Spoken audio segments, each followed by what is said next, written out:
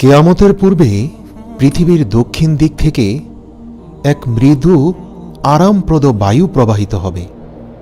এই বায়ু প্রবাহের ফলে কাফের মুশরিকরা শান্তি পেলেও সকল ঈমানদারদের বুকে এবং বগলে মারাত্মক ব্যথা সৃষ্টি হবে।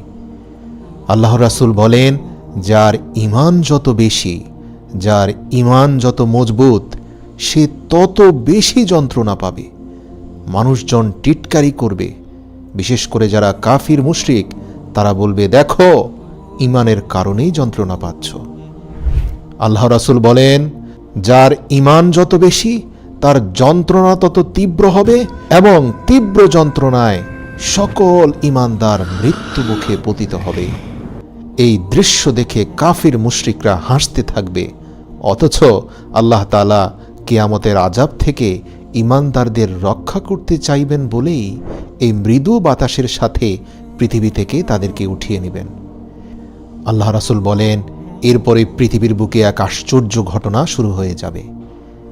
জীব জন্তু যারা কথা বলতে পারে না, এমনকি পাথরের টুকরো, জুতার ফিতা, আসবাবপত্র, এসব জিনিস মানুষের সাথে কথা বলবে। আশ্চর্যের ব্যাপার হলো, তখন কোনো প্রতিবেশী যদি অন্য প্রতিবেশীর ঘর থেকে কিছু চায় এবং সে প্রতিবেশী যদি তা দিতে অস্বীকৃতি জানায়, অথবা যদি বলে যে আমাদের ঘরে তা নেই, তাহলে ঘর থেকে আসবাবপত্র বলে দিবে, না না, উনি মিথ্যে বলছেন, আমাদের ঘরে এটা আছে। আল্লাহ রাসূল বলেন, গোপনীয়তা বলতে কিছুই থাকবে না। এরপর রাসূল সাল্লাল্লাহু আলাইহি ওয়াসাল্লাম বলেন, দক্ষিণের মৃদু বায়ু যখন পৃথিবী থেকে সকল ঈমানদারদের উঠিয়ে নিয়ে যাবে, এরপর পৃথিবীতে এক ভয়ঙ্কর নিষ্ঠুর হাবশীদের রাজত্ব কায়েম হবে। তারা খানায়ে কাবা ভেঙে ফেলবে এবং হজ বন্ধ করে দেবে। তখন মানুষের অন্তর এবং কোরআনের কাগজ থেকে কোরআন শরীফ উঠিয়ে নেওয়া হবে। যদি কোনো মানুষের হৃদয়ে কোনো কোরআনের আয়াত মুখস্থ থাকে, তা সে ভুলে যাবে। এমনকি কোরআন শরীফ খুলে দেখতে পাবে সেখানে শুধু খালি পাতা। এর কারণ দক্ষিণের মৃদু বাতাস সকল ঈমানদারদের উঠিয়ে নিয়েছে। এ পৃথিবীতে আর কোনো ঈমানদার নেই। যদি কেউ কোরআন মুখস্থ রেখেও থাকে, সে ঈমান না এনেই রেখেছিল। ঈমান এবং কোরআন উঠিয়ে নেওয়ার পর আল্লাহর স্মরণ ও আখিরাতের কথা আর কারো মনে কোনো দিন উদয় হবে না। যাদের হাতে দেশের শাসন ক্ষমতা থাকবে, তারা জনসাধারণের উপর ভীষণ অবিচার অত্যাচার চালাতে থাকবে। মানুষ কথায় কথায় বিবাদে জড়িত হবে। পথে ঘাটে, উন্মুক্ত মাঠে, যেখানে সেখানে জেনা ব্যভিচার চলতে থাকবে। লজ্জা শরম বলতে কিছুই থাকবে না মানুষের। আইন কানুন বলতে কোনো কিছুর অস্তিত্ব থাকবে না।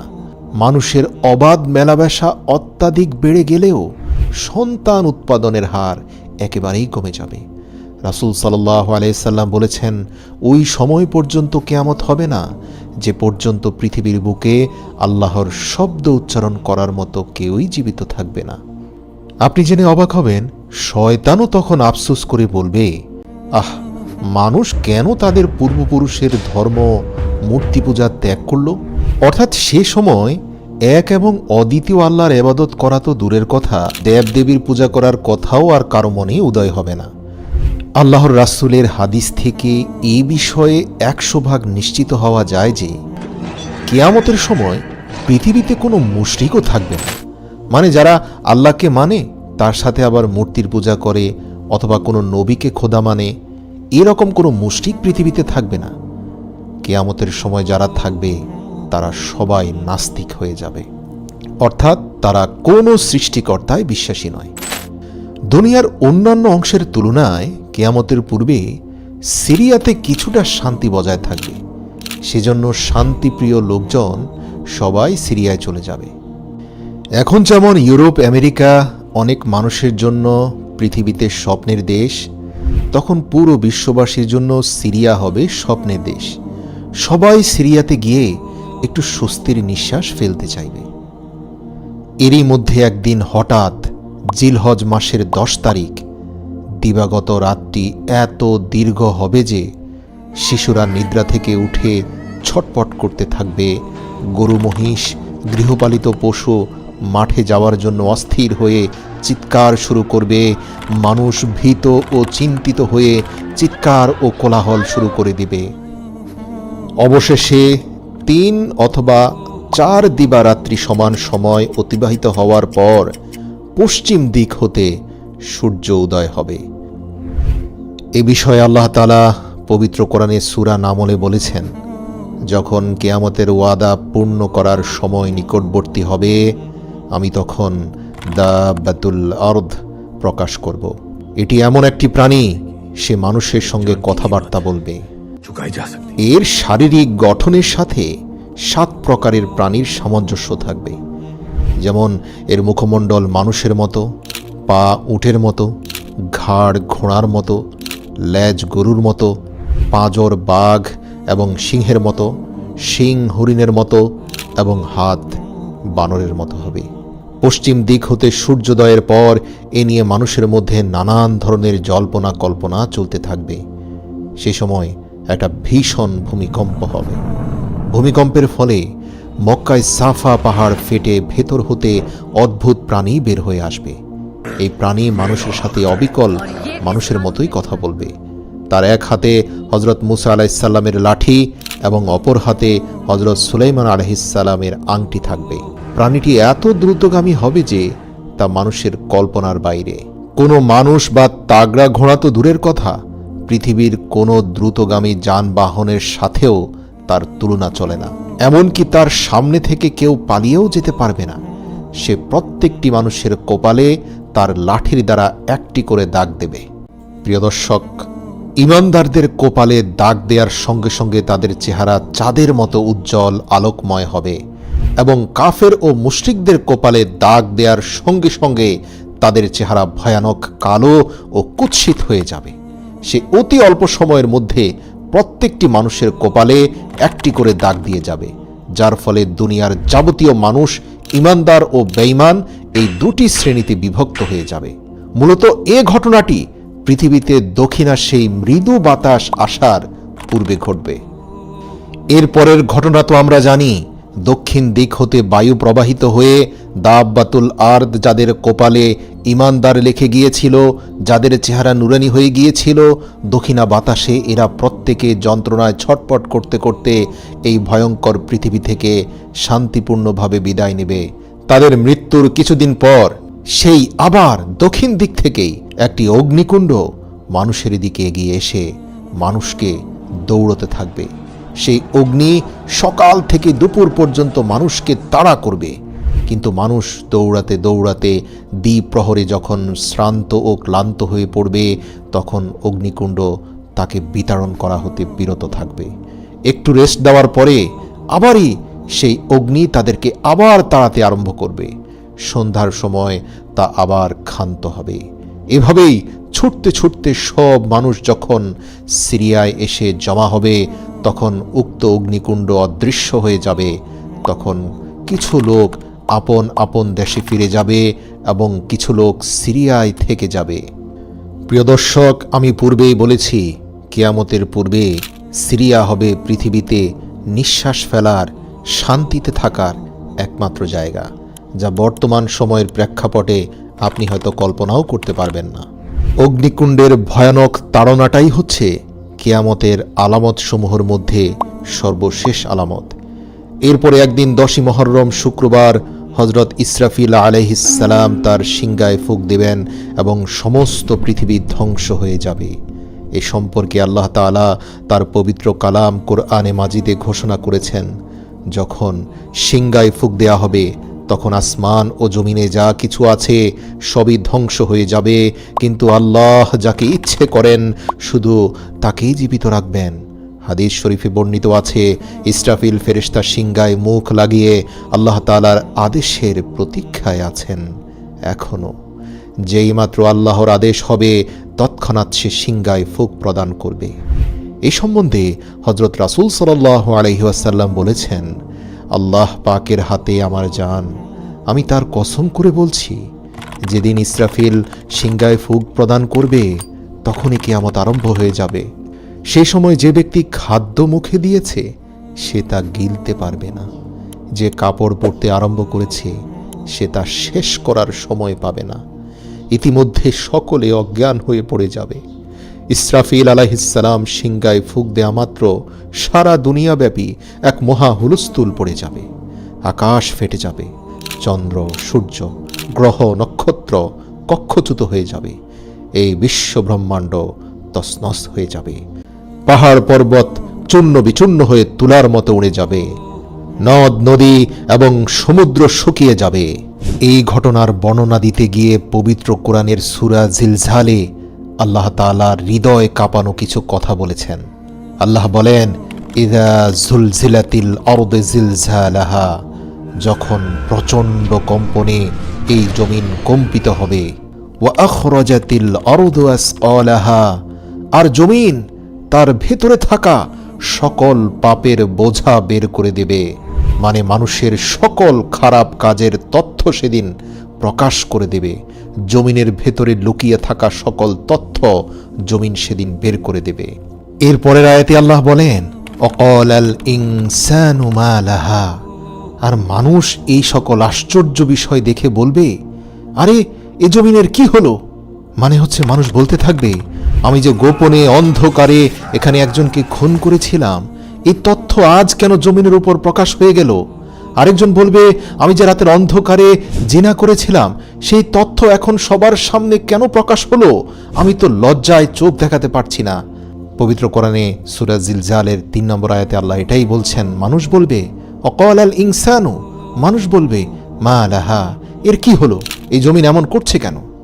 তার পরের আয়াতে আল্লাহ বলেন, ইয়াউমা ইযিন তুহাদ্দিসু আখবারাহা, সেদিন জমিন তার বৃত্তান্ত বর্ণনা করবে। আল্লাহু আকবার, সেদিন আল্লাহ তার জবান খুলে দিবেন। সে প্রকাশ করে দেবে যা কিছু আপনি এই জমিনের মধ্যে গেড়ে দিয়েছিলেন, ভেবেছিলেন কেউ জানবে না, কোনোদিন কারো কানে পৌঁছাবে না। কিন্তু না, জমিন সকল তথ্য সংরক্ষণ করে রেখেছে। এটাও আল্লাহর মাখলুক, এখান থেকে গোপনের কোনো সুযোগ নেই। তারপরের আয়াতে আল্লাহ বলেন, বিআন্না রাব্বাকা আওহা লাহা, যেহেতু তোমার রব তাকে নির্দেশ দিয়েছেন, তাই সে অবশ্যই সব প্রকাশ করবে। তারপরের আয়াতে আল্লাহ বলেন, ইয়াউমা ইযিন ইয়াসদুরুন নাসু আশতাতাল লিউরাউ আমালাহুম, সেদিন মানুষ বিক্ষিপ্তভাবে বের হয়ে আসবে যাতে দেখানো যায় তাদেরকে নিজের কৃতকর্ম। তারপরের আয়াতে আল্লাহ বলেন, ফামান ইয়ামাল মিসকালা যাররাতিন খায়রান ইয়ারাহ, অতএব সেদিন কেউ যদি অনুপরিমাণ ভালো কাজও করে, তাও সে নিজের চোখে স্পষ্ট দেখতে পাবে। অর্থাৎ রাস্তা থেকে একটা খারাপ বস্তু সরিয়ে দিয়ে ভেবেছিল, আরে এটা তো একদম তুচ্ছ মাত্রার একটা ভালো কাজ, এই কাজের ফলাফল আর আল্লাহ কি দিবেন? কিন্তু আল্লাহ সেদিন এই তথ্যটাও তার সামনে প্রকাশ করে বলবেন, হ্যাঁ, একদিন তুমি পা দিয়ে ধাক্কা দিয়েও অন্তত রাস্তা থেকে খারাপ জিনিস সরিয়ে দিয়েছিলে, যা তোমার প্রতিবেশীর উপকারে এসেছে। আজ দেখো তোমার আমলনামায় সেই তথ্যটি রয়েছে। আল্লাহু আকবার। এর পরের আয়াতে আল্লাহ আবার বলেন, ওয়ামান ইয়ামাল মিসকালা যাররাতিন শাররান ইয়ারাহ, আর কেউ অনুপরিমাণ খারাপ কাজ করলেও তা সে দেখতে পাবে। সে ভেবেছিল দুর্বলদের ধমক দিয়ে কথা বললে কি হয়, ঘরের বুয়ার সাথে ধমক দিয়ে কথা বলাটা বড় কোনো অপরাধ নয়। কিন্তু আমলনামায় যখন দেখতে পাবে তার একটা ধমকও উঠে আছে, সে তখন আশ্চর্য হয়ে যাবে। আল্লাহু আকবার।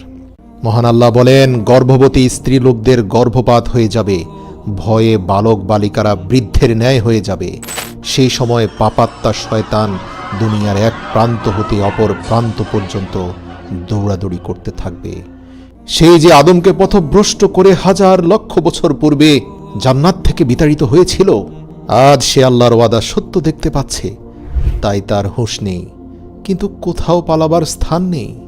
মানব দানব জিন পরী পশু পক্ষী সমস্ত জীবজন্তু অজ্ঞান হয়ে যাবে। অবশেষে সকলেই মৃত্যুমুখে পতিত হবে। ভীষণ ভূমিকম্পে সমস্ত দুনিয়ার মাটি ওলট পালট হয়ে যাবে। এমনকি উপরের মাটি 40 গজ নিচে চলে যাবে এবং জমিনের 40 গজ নিচের মাটি উপরে উঠে চলে আসবে। সেই সঙ্গে দুনিয়ার যাবতীয় জীবজন্তুর মৃতদেহ, গাছপালা, বাড়িঘর, দালান কোঠা, এক কথায় দুনিয়ার প্রত্যেকটি জিনিস মাটির ভেতরে ঢুকে যাবে। সমগ্র দুনিয়ার গাছপালা, তরুলতা, পাহাড় পর্বত সবকিছু এক বিশাল সমতল মরুভূমিতে পরিণত হবে। সমগ্র দুনিয়ার কোথাও একটি প্রাণী, এক বিন্দু ছায়া, এক ফোঁটা পানি থাকবে না। তখন পর্যন্ত আল্লাহ পাকের আরশ 8 জন ফেরেশতা বহন করবেন। হযরত জিবরাইল, হযরত মিকাইল, হযরত ইসরাফিল, হযরত আজরাইল আলাইহিসসালাম এবং পাপাত্তা শয়তান জীবিত থাকবে। অতঃপর আল্লাহ তাআলা মালায়েকুল মাউতকে বলবেন, হে আজরাইল, আমি দুনিয়াতে যত সংখ্যক প্রাণী সৃষ্টি করেছি ঠিক তত সংখ্যক তোমার সাহায্যকারী ফেরেশতা সৃষ্টি করেছি। তাই আজ তুমি তোমার চূড়ান্ত সেই কাজটি সম্পন্ন করো। তুমি তোমার সাহায্যকারী ফেরেশতাদেরকে নিয়ে যাও, পাপাত্তা শয়তানের জান কবজ করো। দুনিয়া সৃষ্টির প্রারম্ভ হতে কিয়ামত পর্যন্ত যাবতীয় জীবের জান কবজ করতে তুমি যে পরিমাণ কষ্ট দিয়েছ, তার চেয়ে 4 গুণ বেশি কষ্ট দিয়ে আজ শয়তানের প্রাণ বের করে নিয়ে আসো। আল্লাহর আদেশে মালায়েকুল মাউত এমন ভীষণ অগ্নিমূর্তি ধারণ করবেন যে তার সেই মূর্তি দর্শন করা মাত্রই দুনিয়ার যে কোনো জিন, মানব বা দৈত্য দানব মৃত্যু মুখে পতিত হতো। মালায়েকুল মাউত জাহান্নাম হতে 70,000 অগ্নিময় শিকল সহ লক্ষ লক্ষ ফেরেশতা সঙ্গে নিয়ে পাপাত্তা শয়তানের জান কবজ করতে রওনা হবেন। শয়তান মালায়েকুল মাউতকে দেখা মাত্র দৌড়ে পালানোর চেষ্টা করবে। মালায়েকুল মাউত তাকে সম্বোধন করে বলবে, হে পাপিষ্ঠ শয়তান, তুই দুনিয়ার অগণিত মানুষকে সৎ পথ হতে ভ্রষ্ট করেছিলি। আজ তোকে তোর সেই কৃত কাজের ফল ভোগ করতেই হবে। একথা শুনে সে দুনিয়ার এক প্রান্ত হতে অপর প্রান্ত পর্যন্ত সারা দুনিয়ায় ছোটাছুটি করতে থাকবে, কিন্তু তার এরিয়ার বাইরে যাওয়ার সক্ষমতা তো তার নেই। মালায়েকুল মাউত তার দলবল সহ তাকে কয়েক দফা ধাওয়া করতে থাকবেন। পাপাত্তা শয়তান অবশেষে শ্রান্ত ও ক্লান্ত হয়ে হযরত আদম আলাইহিসসালামের নিকট এসে দাঁড়িয়ে বলতে থাকবে, হে আদম, তোমারই জন্য আজ আমি মহাপাপী, তোমারই জন্য আমার এই দুর্দশা। এই কথা বলতে না বলতে মালায়েকুল মাউত দলবল সহ সেখানে উপস্থিত হয়ে শয়তানকে বন্দী করে ফেলবে এবং জাহান্নাম হতে আনিত অগ্নির পেয়ালা পান করাবেন জবরদস্তি করে। সেই অগ্নি পেয়ালা পান করা মাত্রই শয়তান এমন ভীষণ শব্দে একটি চিৎকার করে উঠবে যে সেই সময়ে দুনিয়ার জিন, মানব যদি কেউ থাকতো তাহলে শয়তানের এই চিৎকারই তাদের মৃত্যুর জন্য যথেষ্ট হতো। মালায়েকুল মাউত অত্যন্ত কঠোর শাস্তি দিয়ে ইবলিসের জান কবজ করবে। এরপর মালায়েকুল মাউত একে একে যাবতীয় ফেরেশতার জান কবজ করবেন। তখন আল্লাহ তাআলা জিজ্ঞেস করবেন, হে আজরাইল, এখন আমার সৃষ্টির মধ্যে কে আছে? মালায়েকুল মাউত উত্তরে বলবে, হে পরওয়ারদিগার, আপনি চিরজীবী, আপনি আছেন এবং আপনি থাকবেন। তাছাড়া আপনার একমাত্র গুনাহগার বান্দা এই আমি জীবিত আছি। তখন আল্লাহ তাআলা বলবেন, হে আজরাইল, নিশ্চয়ই তুইও আমার এক মাখলুক, আর তুই তো জানিস প্রত্যেক প্রাণীকে মৃত্যুর স্বাদ গ্রহণ করতে হবে। আমার এই বাণী কি তুই শুনেছিস? আজরাইল মাথা নেড়ে কাঁদতে কাঁদতে বলবে, হে আল্লাহ, আমি অবশ্যই শুনেছি। অতএব আল্লাহ নির্দেশ দিবেন, অতএব এখন নিজ হাতে নিজের জান কবজ কর। তখন মালায়েকুল মাউত নিজ হাতে নিজের জান কবজ করে মৃত্যু মুখে পতিত হবে।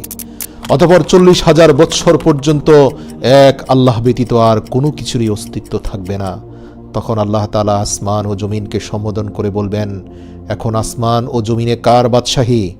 যারা ক্ষমতা ও ধনের গর্বে গর্বিত হয়ে ধরাকে সরা জ্ঞান করত, যারা আমার রাজ্যে বসবাস করে আমার নিয়ামত উপভোগ করে আমারই বিরুদ্ধচারণ করত, তারা আজ কোথায়? যখন কেউই এর কোনো উত্তর প্রদান করবে না, তখন আল্লাহ তাআলা পুনরায় বলবেন, আজ কেউ নেই আমার বিরুদ্ধচারণ করার জন্য, আজ কেউ নেই, কেউ নেই আমার নাফরমানি করার জন্য। বিশ্বজগৎ একমাত্র আমারই রাজ্য, আর আমি এর একমাত্র সার্বভৌম প্রভু। আমরা সকলেই জানি হযরত ইসরাফিল আলাইহিসসালাম দ্বিতীয়বার সিংগায় ফুৎকার দেওয়ার পর সকল মৃত মানুষ পুনরায় আবার কবর থেকে জেগে উঠবে। এখন প্রশ্ন হলো, হযরত ইসরাফিল আলাইহিসসালামের 2 ফুৎকারের মাঝে সময়ের ব্যবধান কত হবে? রাসূল সাল্লাল্লাহু আলাইহি ওয়াসাল্লাম বলেন, অতঃপর আল্লাহ আকাশ থেকে বৃষ্টি বর্ষণ করবেন। তখন মানুষ উদ্ভিদের ন্যায় বের হতে থাকবে, ঠিক যেমন আকাশ থেকে বৃষ্টি বর্ষণের পর শক্ত ভূমির মধ্যে সবুজ ঘাস জন্ম নেয়। হাদিসে এসেছে, পৃথিবীর প্রত্যেকটি মানুষের পশ্চাদাংশের একটি পুচ্ছের হাড় আল্লাহ তাআলা সর্বপ্রথম তৈরি করবেন মাটির ভেতরে। ওই একটি হাড় ছাড়া সমস্ত শরীরের অস্তিত্ব কিন্তু তখনও ফিরে আসবে না, আর তা থেকেই আবার কিয়ামতের দিন মানুষকে সৃষ্টি করা হবে। বুখারী 4935 নম্বর হাদিস। মৃত্যুর পর পুনরুত্থানে বিশ্বাস রাখা ঈমানের অন্যতম মৌলিক বিষয়। মৃত্যু যেমন সত্য, মৃত্যুর পর পুনরুত্থানও ঠিক এমনই সত্য। মহান আল্লাহ তার স্বীয় কুদরত ব্যবহার করে ছিন্ন ভিন্ন মৃত সব শরীর একত্র করবেন। পৃথিবীতে যদি কাউকে বাঘে খেয়ে ফেলে, অথবা সে যদি পানিতে ডুবে মরে যায়, অথবা আগুনে পুড়ে মরে গেলেও দেখা যাবে কিয়ামতের দিন সে একদম সুস্থ সবল হয়ে ফিরে আসবে। এই সব কিছুর পুনরুত্থান ঘটাবেন মহান আল্লাহ। এ বিষয়ে পবিত্র কোরআনে কাফের মুশরিকদের একটি প্রশ্নের উত্তর আল্লাহ দিয়েছেন। সেখানে কাফের মুশরিকরা বলে, আমরা মরে যাওয়ার পর আমাদের হাড়গুলো যখন পচে গলে যাবে তখনও কি আমাদের পুনরুত্থিত করা হবে? এ তো অসম্ভব বিষয়। আল্লাহ তাআলা বলেন, হে রাসূল, আপনি বলে দিন, হ্যাঁ, তিনি তোমাদের পুনরায় প্রাণ সঞ্চার করবেন, তোমাদের দেহের আকৃতি দান করবেন, যিনি প্রথম তোমাদের সৃষ্টি করেছেন। একবার ভেবে দেখো, তার জন্য কি এটা একান্তই সহজ নয়, যিনি তোমাদের অস্তিত্বহীন থেকে অস্তিত্ব দান করেছেন? সুবহানাল্লাহ। প্রিয় দর্শক, এখানে আল্লাহ রাব্বুল আলামিনের যুক্তি অকাট্য সত্য, যে আল্লাহ অস্তিত্বহীনতা থেকে আমাদের অস্তিত্ব দিয়েছেন, তিনি কি মৃত হয়ে আমাদের হাড়গোড় মাটিতে মিশে যাওয়ার পর সেখান থেকে পুনরায় উত্থিত করতে পারবেন না? এটা কি আরো সহজ নয়? আল্লাহু আকবার। সূরা জুমারের 68 নম্বর আয়াতে আল্লাহ তাআলা বলেন, সিংগায় ফুৎকার দেওয়া হবে, ফলে যাদেরকে আল্লাহ ইচ্ছা করেন তারা ব্যতীত আকাশমণ্ডলী ও পৃথিবীর সকলে আশ্চর্য হয়ে পড়বে। অতঃপর আবার সিংগায় ফুৎকার দেওয়া হবে, তৎক্ষণাৎ তারা কবর থেকে সোজা হয়ে দাঁড়িয়ে যাবে। ইরশাদ হয়েছে, কাফেররা ধারণা করে যে তারা কখনোই পুনরুত্থিত হবে না। বলো, নিশ্চয়ই হবে, আমার প্রতিপালকের শপথ, তোমরা অবশ্যই পুনরুত্থিত হবে। অতঃপর তোমরা যা যা করেছ এই দুনিয়াতে সে সব কিছু সেখানে তোমরা দেখতে পাবে। এটা আল্লাহর পক্ষে সহজ। সূরা তাগাবুন আয়াত নম্বর 7। সূরা বনী ইসরাইলের 49 থেকে 51 নম্বর আয়াতে আল্লাহ বলেন, তারা বলে, আমরা অস্থিতে পরিণত ও চূর্ণ বিচূর্ণ হলেও কি নতুন রূপে উত্থিত হব? হে রাসূল, বলে দাও, তোমরা হয়ে যাও, তোমরা চূর্ণ বিচূর্ণ হও, অথবা পাথর বা লোহা হও, অথবা এমন কিছু যা তোমাদের ধারণায় খুবই কঠিন, অবশ্যই আমি তোমাদের পুনরুত্থিত করব। বলে দাও, তিনি তোমাদের পুনরুত্থিত করবেন যিনি তোমাদের প্রথমবার সৃষ্টি করেছেন। অতঃপর তারা তোমার সামনে মাথা নাড়বে এবং বলবে, তা কবে হবে? হে রাসূল, বলো, সম্ভবত তা শীঘ্রই হবে। পুনরুত্থান পর্বে প্রথম যে কবরটি ফেটে যাবে সেটি হলো পৃথিবীর শ্রেষ্ঠ মানব মহানবী সাল্লাল্লাহু আলাইহি ওয়াসাল্লামের কবর। হাদিসে এসেছে, কিয়ামত দিবসে মানুষ অজ্ঞান হয়ে পড়বে এবং সর্বাগ্রে জমিন ফেটে যাবে। অন্য হাদিসে এসেছে, আল্লাহর রাসূল বলেছেন, কিয়ামত দিবসে সকল মানুষ অজ্ঞান হয়ে পড়বে এবং আমি সর্বপ্রথম জ্ঞান ফিরে পাব। সুবহানাল্লাহ। মানুষ ও জিন জাতির জন্য পুনরুত্থান হবে অনেক ভয় ও উৎকণ্ঠা। নবী রাসূলরাও সেদিন ইয়া নাফসি ইয়া নাফসি বলতে থাকবে। আল্লাহ বলেন, যখন সিংগায় ফুৎকার দেওয়া হবে তখন তারা কবর হতে ছুটে আসবে তাদের প্রতিপালকের দিকে। তারা বলবে, হায় দুর্ভোগ আমাদের, কে আমাদের নিদ্রাস্থল থেকে উঠালো? দয়াময় আল্লাহ তো এরই প্রতিশ্রুতি দিয়েছিলেন এবং রাসূলরা সত্যই বলেছিলেন, এটা হবে কেবল এক মহানাদ। তখনই তাদের সবাইকে উপস্থিত করা হবে আমার সামনে, ইচ্ছায় হোক বা অনিচ্ছায়। সূরা ইয়াসিন আয়াত 51 থেকে 53। অনেক মানুষ সেদিন বিক্ষিপ্ত পঙ্গপালের ন্যায় উত্থিত হবে, অর্থাৎ তাদের অবস্থা এমন হবে যে উঠে তারা এদিক সেদিক দৌড়াদৌড়ি করে পালাতে চাইবে। মানে এই যে পুনরুত্থান, এটাই তারা বিশ্বাস করত না, কিন্তু যখন পুনরুত্থিত হয়েই গেল, এখন পালানোর জায়গা কোথায়? তাই পঙ্গপালের ন্যায় এদিক সেদিক দৌড়াবে। আল্লাহ বলেন, অপমানে অবনমিত চোখে তারা কবর থেকে বের হবে বিক্ষিপ্ত পঙ্গপালের ন্যায়। তারা এক আহ্বানকারীর দিকে ছুটে আসবে ভীত বিহব্বল হয়ে। কাফেররা বলবে, কঠিন এই দিন, হায় আল্লাহ। সূরা কামার আয়াত নম্বর 7 থেকে 8। গ্রীষ্মকালে অনেক সময় দেখা যায় মাটি ফুঁড়ে পোকামাকড় বের হয়ে ছুটাছুটি করতে থাকে। পুনরুত্থানের সময় মানুষের অবস্থাও অনেকটা এমন হবে।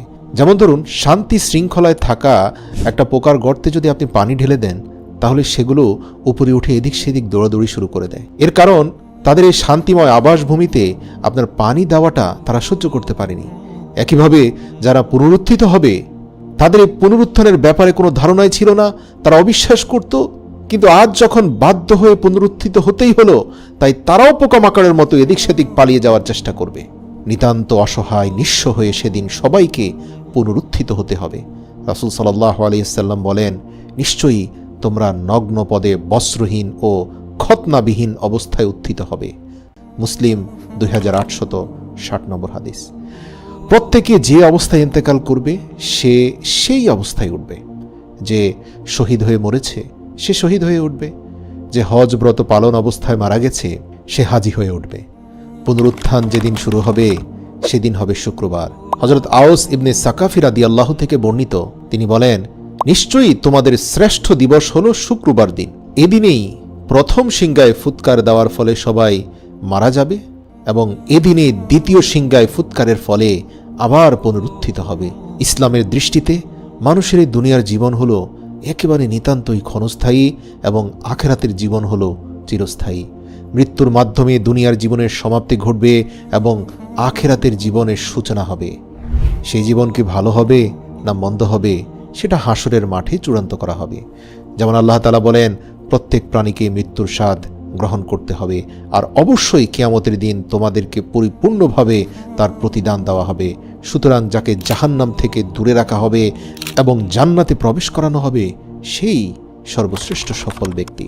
হাসরের মাঠের ভয়াবহতা কেমন হবে, সর্বপ্রথম কোন কাজের হিসাব গ্রহণ করা হবে, কি কি জিজ্ঞেস করা হবে, তা আমাদের জানা জরুরি। মানব জীবনের অনিবার্য অংশ হলো হাসরের মাঠে চূড়ান্ত হিসাব নিকাশের জন্য উপস্থিত হওয়া। কেননা এই দিনের প্রাপ্ত ফলাফলের ভিত্তিতে মানুষের আখিরাতের জীবন কেমন হবে তা নির্ধারণ করা হবে। হাসর শব্দটি আরবি, এর অর্থ হল বিভিন্ন বিক্ষিপ্ত বস্তুকে পরিপূর্ণভাবে এক জায়গায় একত্রিত করা বা জড়ো করা। অর্থাৎ বিভিন্ন স্থানে নানান জায়গায় ছড়িয়ে ছিটিয়ে যদি কিছু থাকে, সেগুলোকে এক জায়গায় সবগুলোকে স্তূপ করলে সেটাকে হাসর বলা হয়। যেহেতু আল্লাহ পৃথিবী জুড়ে ছড়িয়ে ছিটিয়ে থাকা সব মানুষকে হাসরের মাঠে একত্রিত করবেন একটা নির্দিষ্ট স্থানে, কোনো মানুষ এবং প্রাণী সেখান থেকে বাদ পড়বে না, তাই এটাকে হাসরের মাঠ বলা হয়। মহান আল্লাহ পবিত্র কোরআনে বলেন, যেদিন তিনি তাদেরকে একত্রিত করবেন সেদিন তাদের অনেকেই বলবে, আমরা দুনিয়াতে একদিন কিংবা তার থেকে কিছুটা কম সময় কাটিয়ে এসেছি। এমনকি তারা পরস্পরকে চিনতে পারবে। যারা আল্লাহর সাক্ষাৎকে অস্বীকার করত তারা ক্ষতিগ্রস্ত হয়েছে এবং তারা কখনোই সঠিক পথ প্রাপ্ত ছিল না। অর্থাৎ একদিন আল্লাহর সামনে হাজির হতেই হবে, তার সাথে সাক্ষাৎ হবে, এতে কোনো সন্দেহ নেই। রাসূল সাল্লাল্লাহু আলাইহি ওয়াসাল্লাম বলেন, কিয়ামতের দিন সব সৃষ্ট জীবকে জমা করা হবে, এমনকি চতুষ্পদ জীব জন্তু, হিংস্র প্রাণী, পাখি সবকিছুকেই এক জায়গায় নিয়ে আসা হবে। আল্লাহ সকল প্রাণী এবং মানুষের প্রতি ন্যায় বিচার করবেন। ফলে পৃথিবীতে যে প্রাণীর শিং থাকার কারণে শিংবিহীন অন্য প্রাণীর উপর অত্যাচার করেছিল বা শিং দিয়ে গুঁতো দিয়ে তাকে হত্যা করেছিল, সেদিন অত্যাচারিত প্রাণীকে আল্লাহ তাআলা শিং গজিয়ে বলবেন, এবার তুমি প্রতিশোধ নাও। অতঃপর সে প্রতিশোধ নিবে, বিচার শেষ হবে। অতঃপর সকল প্রাণীকে আল্লাহ তাআলা বলবেন, এবার তোমরা সবাই মাটির সঙ্গে মিশে যাও। সুতরাং আজ যদি আপনি কোনো টিভির পর্দায় দেখেন কোনো নেকড়ে বাঘ কোনো হরিণকে খেয়ে ফেলেছে, অথবা বনের কোনো অসহায় পশুকে কোনো সিংহ এসে খেয়ে ফেলেছে, তাহলে এই দৃশ্য দেখে অবাক হওয়ার কিছু নেই। কখনোই এমনটা ভাববেন না যে আল্লাহ অসহায়ের প্রতি অন্যায় করেছেন, কখনোই নয়। কিয়ামতের দিন এই প্রাণীগুলো উঠবে, যে যাকে খেয়েছে সে আবার তার প্রতিশোধ নিতে পারবে। অতঃপর সকল প্রাণীকে আল্লাহ তাআলা মাটির সঙ্গে মিশিয়ে দেবেন। তাদের এভাবে মাটির সঙ্গে মিশে যেতে দেখে কাফেররা বলতে থাকবে, হায়, আজ যদি আমরাও মাটির সাথে মিশে যেতে পারতাম। পবিত্র কোরআনে সূরা নাবার শেষ আয়াতে আল্লাহ তাআলা বলেন, ইয়া লাইতানি কুনতু তুরাবা, তারা বলবে, হায়, আজ যদি আমরা এই প্রাণীর মতো মাটির সাথে মিশে যেতে পারতাম, তাহলে আমাদের আর হিসেবের মুখোমুখি হতে হতো না। আল্লাহু আকবার। আল্লাহ বলেন, সেদিন আমি আকাশকে গুটিয়ে নেব, যেভাবে লিখিত কাগজপত্র এক জায়গায় জমা করা হয়, আমি ঠিক সেভাবেই সব কিছু আমার কাছে নিয়ে নেব, যেভাবে আমি প্রথমবার সৃষ্টি করেছিলাম, এবং আমি আমার ওয়াদা অবশ্যই পূর্ণ করব। আব্দুল্লাহ ইবনে আব্বাস রাদিয়াল্লাহু থেকে বর্ণিত, নবী করিম সাল্লাল্লাহু আলাইহি সাল্লাম বলেন, নিশ্চয়ই তোমাদেরকে হাসরের ময়দানে খালি পা বা বস্ত্রহীন অবস্থায় উত্থান করা হবে। সাধারণ মানুষরা বস্ত্রহীন থাকলেও নবী রাসূলদের কাপড় পরানো হবে। এ বিষয়ে আল্লাহ রাসূল বলেন, ইব্রাহিম আলাইহিস সালামকে যখন নমরুদ আগুনের কুণ্ডলিতে নিক্ষেপ করে তার পূর্বে তাকে বিবস্ত্র করেছিল। এতে তিনি ধৈর্য ধারণ করেছিলেন, সবর করে আল্লাহর উপর তিনি ভরসা রেখেছিলেন। এজন্য আল্লাহ তাকে এর প্রতিদান দিলেন, তাকে দুনিয়া আখেরাতের আগুন থেকে রক্ষা করলেন এবং বিনিময়ে কিয়ামতের দিন তাকে সব মানুষের উপস্থিতিতে কাপড় পরিধান করিয়ে সম্মানিত করবেন আল্লাহ। সবাই সারিবদ্ধ হয়ে নিচের দিকে তাকিয়ে চুপচাপ দাঁড়িয়ে থাকবে। হাসরের ময়দানে একে একে সকলকে উপস্থিত করার পর ফের তাদের এই সারিবদ্ধ মানুষের মধ্যেই হঠাৎ আল্লাহ তাআলা আসমান থেকে নেমে আসবেন। উপস্থিত সকলেই ডানে বামে কোথাও তাকাবে না, সোজা নিচের দিকে তাকিয়ে দাঁড়িয়ে থাকবে। সকলে নীরব নিঃশব্দ থাকবে, কেউ কোনো কথা বলতে পারবে না। তবে আল্লাহ যাকে অনুমতি দেবেন সেই শুধু কথা বলতে পারবে। কোরআনে উল্লেখ আছে, সেই চিরঞ্জীব চিরস্থায়ী আল্লাহর সামনে সকলেই অবনত হবে। সেই ব্যক্তি অবশ্যই ব্যর্থ হবে যে জুলুম করেছে, আর যে মুমিন ভালো কাজ করবে সে কোনো জুলুম বা ক্ষতির আশঙ্কা করবে না। আল্লাহ তাআলা বলেন, শুধুমাত্র তারাই কথা বলতে পারবে যাদেরকে আমি অনুমতি দেব। হাসরের ময়দানে পরিস্থিতি এতটাই ভয়াবহ হবে, সেদিন কেউ কাউকে সাহায্য করবে না। সবাই আরবিতে একটি বাক্য উচ্চারণ করবে, ইয়া নাফসি ইয়া নাফসি। হাদিসে এসেছে, প্রত্যেক মানুষই সেদিন আতঙ্কে থাকবে। সবাই বলবে, ইয়া নাফসি, আমাকে বাঁচাও, আমাকে বাঁচাও। রাসূল সাল্লাল্লাহু আলাইহি সাল্লাম বলেন, মাথার কিছুটা উপরেই সূর্য থাকবে। হাসরের ময়দান অত্যন্ত ভয়াবহ একটা জায়গা। যেহেতু সূর্যকে মানুষের কাছাকাছি রাখা হবে, সেই সূর্যের তীব্র উত্তাপে সবাই ছটপট করতে থাকবে। কেউ কেউ ঘামের নদীতে হাবুডুবু খেতে থাকবে। আবার সূর্য মাথার উপর থাকার পরেও কারো কোনো ক্ষতি হবে না, হাসি খুশি থাকবে। এই সবই হবে তার আমলের বহিঃপ্রকাশ। সুবহানাল্লাহ। কিছু মানুষ চিৎকার করে এদিক সেদিক বলবে, দেখো আমার আমলনামা। হ্যাঁ, আমি জানতাম আমাকে এমনইভাবে আল্লাহর সম্মুখীন হতে হবে। সে চিৎকার করে মানুষকে নিজের আমলনামা দেখাতে থাকবে। যার আমলনামাটি ডান হাতে আছে সে বারবার মানুষের দৃষ্টি আকর্ষণ করার চেষ্টা করে বলবে, আরে দেখো, কোথায় আছো তুমি, এই অমুক, দেখো দেখো দেখো আমার আমলনামা ডান হাতে। আমি জানতাম। সে অনেকটা এভাবে চিৎকার চেঁচামেচি করে আনন্দ উচ্ছ্বাস করতে থাকবে। আবার তাদের মধ্যে কিছু লোক শুধু পালাতে থাকবে। পরিচিত কারোর সামনে পড়লে নিজেকে লুকিয়ে রাখার চেষ্টা করবে, কেননা তার আমলনামা বাম হাতে। আর এই আমলের মধ্যে এমন সব তথ্য আছে যা প্রকাশ্যে সবার সামনে দেখা যাবে। আর সেই সকল গুনাহ সে দুনিয়ার বুকে গোপনে করেছে, অথচ সে প্রকাশ্যে ছিল একজন ভালো মানুষ, একজন শ্রেষ্ঠ মানুষ। তাকে সবাই জানতো বড় আলেমে দ্বীন হিসাবে, তাকে সবাই জানতো সমাজের শ্রেষ্ঠ একজন সম্মানিত মানুষ হিসাবে। অথচ গোপনে, অন্তরালে, পর্দার আড়ালে সে যে এত পাপ করেছে, আজ বাম হাতের আমলনামা সব বলে দিচ্ছে। তাই সে নিজেকে লুকানোর চেষ্টা করবে, কিন্তু না, সেখানে লুকানোর কোনো সুযোগ নেই। সবকিছুই আল্লাহ প্রকাশ করে দেবে। কিয়ামতের দিন কিছু সংখ্যক লোককে অন্ধ করে উঠানো হবে। এ বিষয়ে সূরা বালাদের 8 নম্বর আয়াতে আল্লাহ বলেন, আমি কি তোমাদের চক্ষু দেইনি? পবিত্র কোরআনের এই সূরায় মহান আল্লাহ মানুষকে হেদায়েত গ্রহণের জন্য সহায়ক যেসব নিয়ামত দিয়েছেন তাতে চোখের কথা বিশেষভাবে উল্লেখ করেছেন। যারা এই নিয়ামতের শুকরিয়া করবে না, কিয়ামতের দিন মহান আল্লাহ তাদের অন্ধ অবস্থায় উঠাবেন। পবিত্র কোরআনে এসেছে, আর যে আমার স্মরণ থেকে বিমুখ থাকবে নিশ্চয়ই তার জীবন যাপন হবে সংকুচিত, এবং আমি তাকে কিয়ামতের দিন জামায়াত করব অন্ধ অবস্থায়। সে বলবে, হে আমার রব, কেন আপনি আমাকে অন্ধ অবস্থায় উঠালেন, অথচ আমি তো ছিলাম দৃষ্টিশক্তি সম্পন্ন? আল্লাহ বলবেন, এভাবেই আমার নির্দেশনাবলী তোমার কাছে এসেছিল, কিন্তু তুমি তা ছেড়ে দিয়েছিলে, এবং সেভাবে আজ আমিও তোমাকে জাহান্নামে ছেড়ে দেব। সূরা তাহা আয়াত নম্বর 124 থেকে 26। অন্য আয়াতে এসেছে, আল্লাহ যাকে হেদায়েত দান করেন সেই হেদায়েত প্রাপ্ত হয়, এবং যাকে তিনি পথহারা করেন তার কোনো অভিভাবক তুমি খুঁজে পাবে না। আর আমি আল্লাহ কিয়ামতের দিন তাদের একত্র করব, উপুড় করে অন্ধ, মুখ ও বধির অবস্থায় তাদেরকে আমি নিক্ষেপ করব। তাদের আশ্রয়স্থল হবে জাহান্নাম। যখনই তা নিস্তেজ হবে তখনই আমি তাদের জন্য আগুনকে বাড়িয়ে দেব। সূরা বনী ইসরাইল আয়াত নম্বর 97। অর্থাৎ দুনিয়ায় তারা যে অবস্থায় ছিল, সত্যকে দেখতে পেত না, সত্য কথা শুনতে পেত না, এবং সত্য কথা বলতো না, ঠিক তেমনই কিয়ামতের দিন তাদের উঠানো হবে। অনেক তাফসীরবিদদের মতে এখানে বাহ্যিক দৃষ্টিহীনতার কথা বলা হয়নি, বরং অন্ধ দ্বারা উদ্দেশ্য হলো অন্তরের দৃষ্টিহীনতা। কারণ পবিত্র কোরআনের এক আয়াতে উল্লেখিত রয়েছে, তারা কি দেশ ভ্রমণ করেনি? তাহলে তারা জ্ঞান বুদ্ধি সম্পন্ন হৃদয় ও শ্রুতিশক্তি সম্পন্ন শ্রবণের অধিকারী হতে পারত। বস্তুত চোখ তো অন্ধ নয়, বরং অন্ধ হচ্ছে বুকের মধ্যে অবস্থিত হৃদয়। সূরা হজ আয়াত নম্বর 46। তাদের অন্ধত্ব হৃদয়ের চোখের হোক আর চর্মচোখের, কিয়ামতের দিন তাদের শাস্তি যে ভয়াবহ হবে এ কথা নিশ্চিত। পবিত্র কোরআনের একটি আয়াতে বলা হয়েছে যে সেদিন তাদের চেহারার উপর ভর করে আল্লাহ সামনে হাজির করবেন। এরশাদ হয়েছে, যাদের মুখের উপর ভর দিয়ে চলা অবস্থায় জাহান্নামের দিকে একত্র করা হবে, তারা স্থানের দিক থেকে অতি নিকৃষ্ট এবং বেশি পথভ্রষ্ট। সূরা ফুরকান আয়াত নম্বর 34। পবিত্র কোরআনের এই আয়াত দেখে সবার মনে প্রশ্ন জাগতে পারে যে চেহারার উপর ভর করে চলাচল কি সম্ভব? এমন প্রশ্ন সাহাবায়ে কেরামের মনেও এসেছিল। আনাস ইবনে মালিক রাদিয়াল্লাহু থেকে বর্ণিত এক ব্যক্তি বলল, হে আল্লাহর নবী, কিয়ামতের দিন কাফিরদের মুখে ভর করে চলা অবস্থায় একত্র করা হবে। তিনি বললেন, এমনটা কেন করা হবে? উত্তরে আল্লাহ রাসূল বললেন, যিনি এ দুনিয়ায় তাকে দুই পায়ের উপর চালাতে পেরেছেন, তিনি কি কিয়ামতের দিন মুখে ভর করে তাকে চালাতে পারবেন না?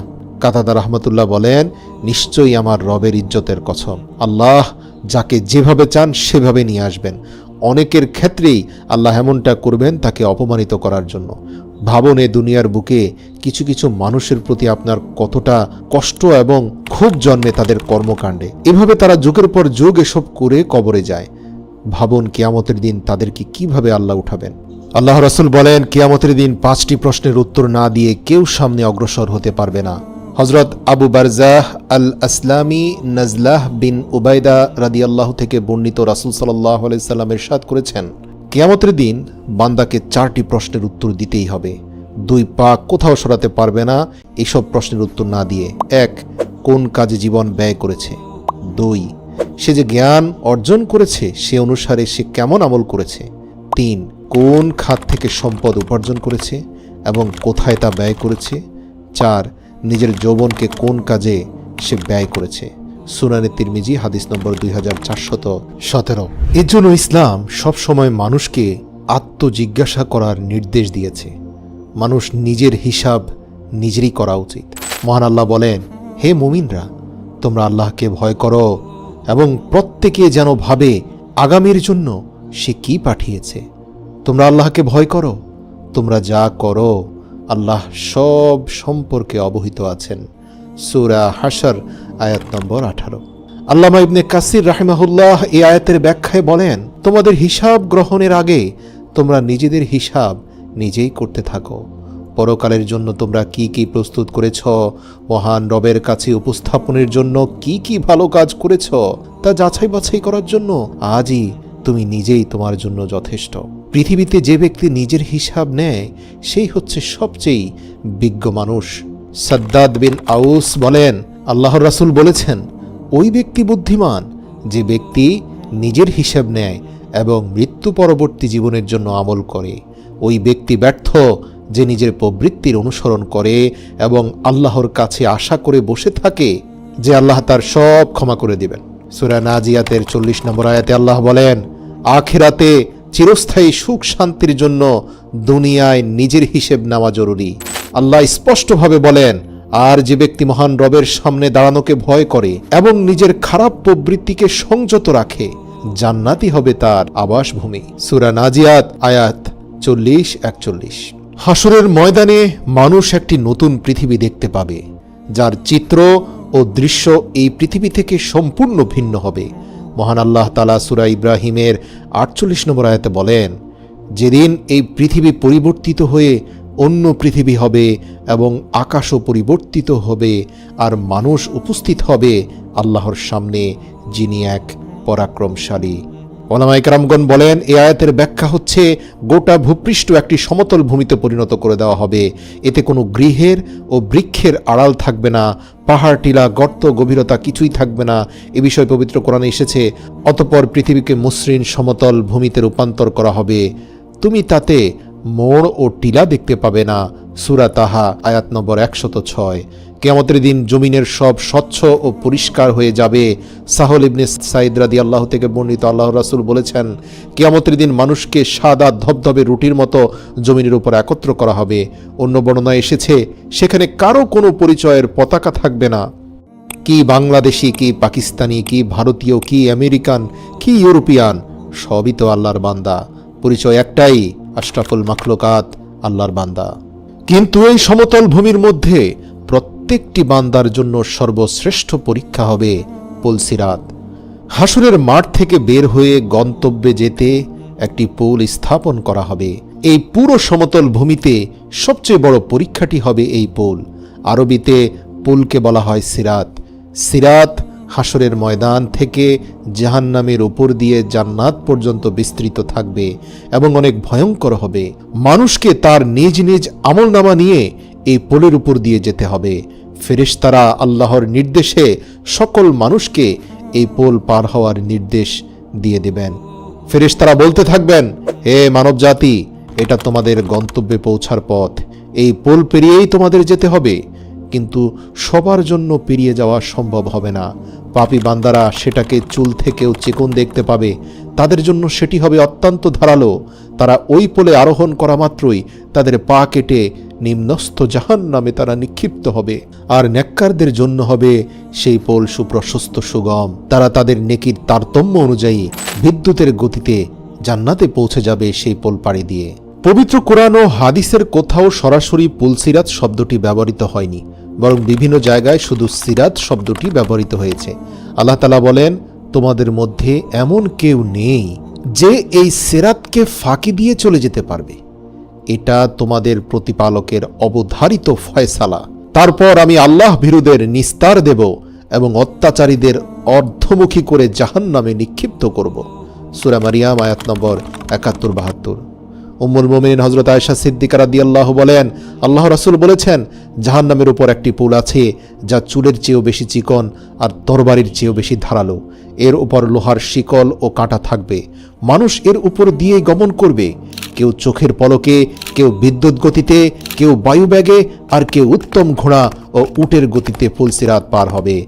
আর ফেরেশতারা বলতে থাকবে, হে প্রভু, সহি সালামতে অতিক্রম করাও, হে প্রভু, নিরাপদে পার করাও। কেউ নাজাত পাবে, কেউ আহত হবে, কেউ উপুড় হয়ে পড়ে যাবে, আর কেউ অধমুখী হয়ে জাহান্নামে পড়ে যাবে। মুসনাদে আহমদ হাদিস নম্বর ২৪,৮৪৭। পুলসিরাতের কঠিন পরীক্ষায় সবাই খুব পেরেশান থাকবে। নবীরাও সেদিন আল্লাহর কাছে সাহায্য চাইতে থাকবে। হযরত আবু হুরায়রা রাদিয়াল্লাহু থেকে বর্ণিত একটি দীর্ঘ হাদিস বর্ণিত আছে। তাতে নবীজি সাল্লাল্লাহু আলাইহি সাল্লাম বলেছেন, আল্লাহ তাআলা সব মানুষকে একত্র করে বলবেন, দুনিয়ায় তোমরা যে যে জিনিসের উপাসনা করেছিলে সে তার সঙ্গে চলে যাও।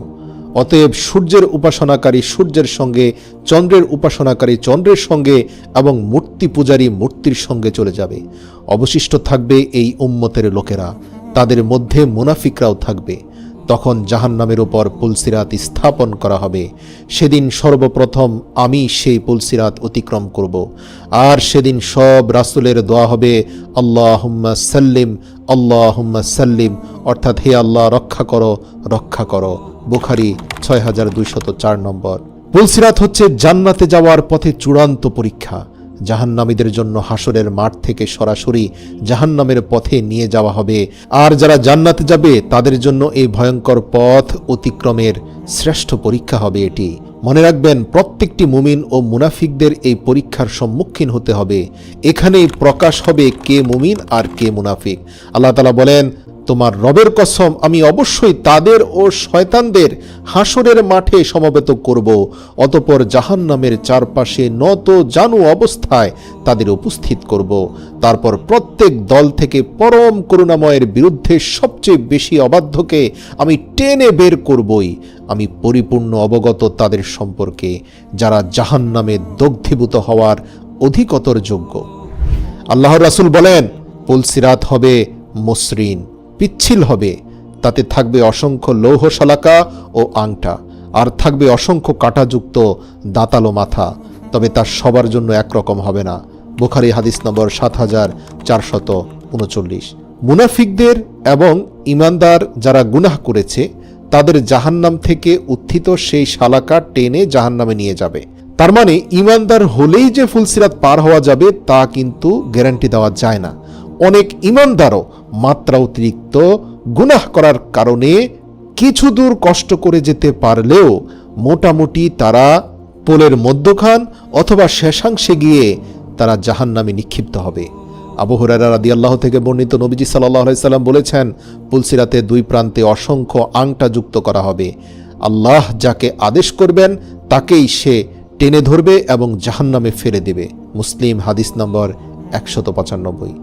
নবীজি সাল্লাল্লাহু আলাইহি সাল্লাম বলেছেন, পুলসিরাতে থাকবে কাঁটাযুক্ত বৃক্ষের মতো অসংখ্য আংটা। তোমরা কি কাঁটাযুক্ত বৃক্ষ দেখোনি? সাহাবারা বললেন, অবশ্যই ইয়া রাসূলুল্লাহ। নবীজি বললেন, অবশ্যই সেসব আংটা হবে কাঁটাযুক্ত বৃক্ষের মতো। তার পরিমাণ সম্পর্কে আল্লাহ ছাড়া কেউ জানে না। আল্লাহ রাসূল বলেন, কিছু কিছু লোক এই পোলকে দেখবে তরবারির ধারের মতো চিকন। হযরত সালমান রাদিয়াল্লাহু থেকে বর্ণিত, নবীজি সাল্লাল্লাহু আলাইহি সাল্লাম বলেছেন, পুলসিরাত হবে ধারালো তরবারির মাথার মতো সূক্ষ্ম ও তীক্ষ্ণ, কিন্তু হ্যাঁ, সেখানেও কিছু আলো জ্বলজ্বল করবে। রাসূল সাল্লাল্লাহু আলাইহি সাল্লাম বলেছেন, পুলসিরাত পার হওয়ার সময় সকল ঈমানদারদেরকেই তাদের আমল অনুযায়ী একটি করে নূর দেওয়া হবে। প্রত্যেকেই তার আমল অনুযায়ী যে নূর পাবে সেই নূরের আলোর গতিতেই পুলসিরাত অতিক্রম করবে এবং প্রত্যেকেই যার যার আমল অনুযায়ী নূর পাবে। হযরত ইবনে মাসউদ রাদিয়াল্লাহু থেকে বর্ণিত, রাসূল সাল্লাল্লাহু আলাইহি সাল্লাম বলেছেন, সবাইকে সবার আমল অনুপাতে নূর দেওয়া হবে। কারো সামনে পাহাড় পরিমাণ নূর দেওয়া হবে, কারো হাতে মশাল পরিমাণ নূর দেওয়া হবে, আবার কেউ কেউ একটি বৃক্ষের পরিমাণ নূর পাবে। এভাবে কম নূর যাকে দেওয়া হবে তার নূর হবে একটা আঙ্গুলের মাথা পরিমাণ। একবার জ্বলবে, একবার নিভবে। যখন আলো জ্বলবে তখন পথ চলবে, আবার যখন নিভে যাবে তখন সে দাঁড়িয়ে থাকবে। এদের মধ্যে কেউ কেউ নিভে যাওয়ার পর আবার হঠাৎ করে পুলসিরাতের আংটার মধ্যে বেঁধে জাহান্নামে গিয়ে পড়বে। বলা হয়ে থাকে, যাদের আমল একেবারেই কম, আজীবন খুব বেশি পরিমাণে গুনাহ করে ফেলেছে, এদের অনেকে কিছু দূর তার দুর্বল নূর দিয়ে যেতে পারলেও একটা সময় আর টিকতে পারবে না, পড়ে যাবে জাহান্নামে। আল্লাহ তাআলা বলেছেন, সেদিন তুমি ঈমানদার পুরুষ ও নারীদের দেখতে পাবে যে তাদের সামনে ও ডান পাশে তাদের নূর ছোটাছুটি করছে। বলা হবে, আজ তোমাদের সুসংবাদ হলো জান্নাত, যার তলদেশ দিয়ে নদীসমূহ প্রবাহিত হয়, সেখানে তোমরা চিরস্থায়ী হবে। এটাই হলো মহাসাফল্য। সেদিন মুনাফিক পুরুষ ও নারীরা ঈমানদারদের বলবে, তোমরা আমাদের জন্য একটু অপেক্ষা করো, তোমাদের নূর থেকে আমরা একটু নূর নিয়ে নেই। বলা হবে, তোমরা তোমাদের পেছনে ফিরে যাও এবং নূরের সন্ধান করো। তারপর তাদের মাঝখানে একটি দেওয়াল তুলে দেওয়া হবে, যাতে একটি দরজা থাকবে। তার ভেতরের দিকে থাকবে রহমত আর বাহিরের দিকে থাকবে আযাব। মুনাফিকরা মুমিনদের ডেকে বলবে, আমরা কি তোমাদের সঙ্গী ছিলাম না? তারা বলবে, হ্যাঁ, কিন্তু তোমরা বাহ্যিক আমল করতে মানুষকে দেখানোর জন্য, মানুষের চোখে আলেম খেতাব পাওয়ার জন্য, মানুষকে প্রতারিত করার জন্য। তোমাদের হৃদয়ে ঈমান ছিল না, তোমরা নিজেরাই নিজেদের বিপদগ্রস্ত করেছ। তোমরা ছিলে মুনাফিক, আর তোমরা অপেক্ষা করছিলে এবং সন্দেহ পোষণ করছিলে দ্বীনের ব্যাপারে। আর অবশেষে আল্লাহর নির্দেশ এসে গেল, আর মহাপ্রতারক শয়তান তোমাদের আল্লাহ সম্পর্কে প্রতারিত করে রেখেছিল। সুতরাং আজ তোমাদের কাছ থেকে কোনো মুক্তিপণ গ্রহণ করা হবে না, এবং যারা কুফরি করেছিল তাদের কাছ থেকেও না। জাহান্নামই তোমাদের আবাসস্থল, সেটাই তোমাদের উপযুক্ত স্থান। আর কতই না নিকৃষ্ট সেই গন্তব্যস্থল। সূরা হাদীদ 12 থেকে 15। তিরমিজি শরীফের 3159 নম্বর হাদিসে আল্লাহ রাসূল বলেন, সেদিন কেউ বিদ্যুতের গতিতে পুলসিরাত পার হবে, কেউ বাতাসের গতিতে, কেউ ঘোড়ার গতিতে, কেউ আরোহীর গতিতে, কেউ দৌড়িয়ে, আবার যাদের নূর একদম দুর্বল তারা হাঁটার গতিতে পুলসিরাত অতিক্রম করবে, আবার কেউ কেউ হামাগুড়ি দিয়ে কোনোভাবে পার হয়ে যাবে, আবার কেউ শেষ পর্যায়ে গিয়ে জাহান্নামে পড়ে যাবে। তার মানে বোঝা যাচ্ছে এখানে সবই আমলের খেলা। যে যতটুকু নিয়ে যাবেন দুনিয়া থেকে, সে অনুযায়ী সেখানে তার ফলাফল পাবেন।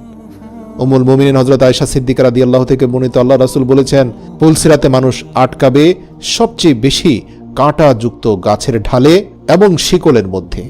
তবে হ্যাঁ, যারা আমল করেছে, ঈমান মজবুত ছিল, কিন্তু এত বেশি আমলও করেনি যে সে খুব শক্তিশালী নূর পেয়েছে, তাদের ক্ষেত্রেও ফেরেশতারা দোয়া করতে থাকবে, বলতে থাকবে, হে প্রভু, ওই ব্যক্তিকে সহি সালামতে অতিক্রম করিয়ে দাও।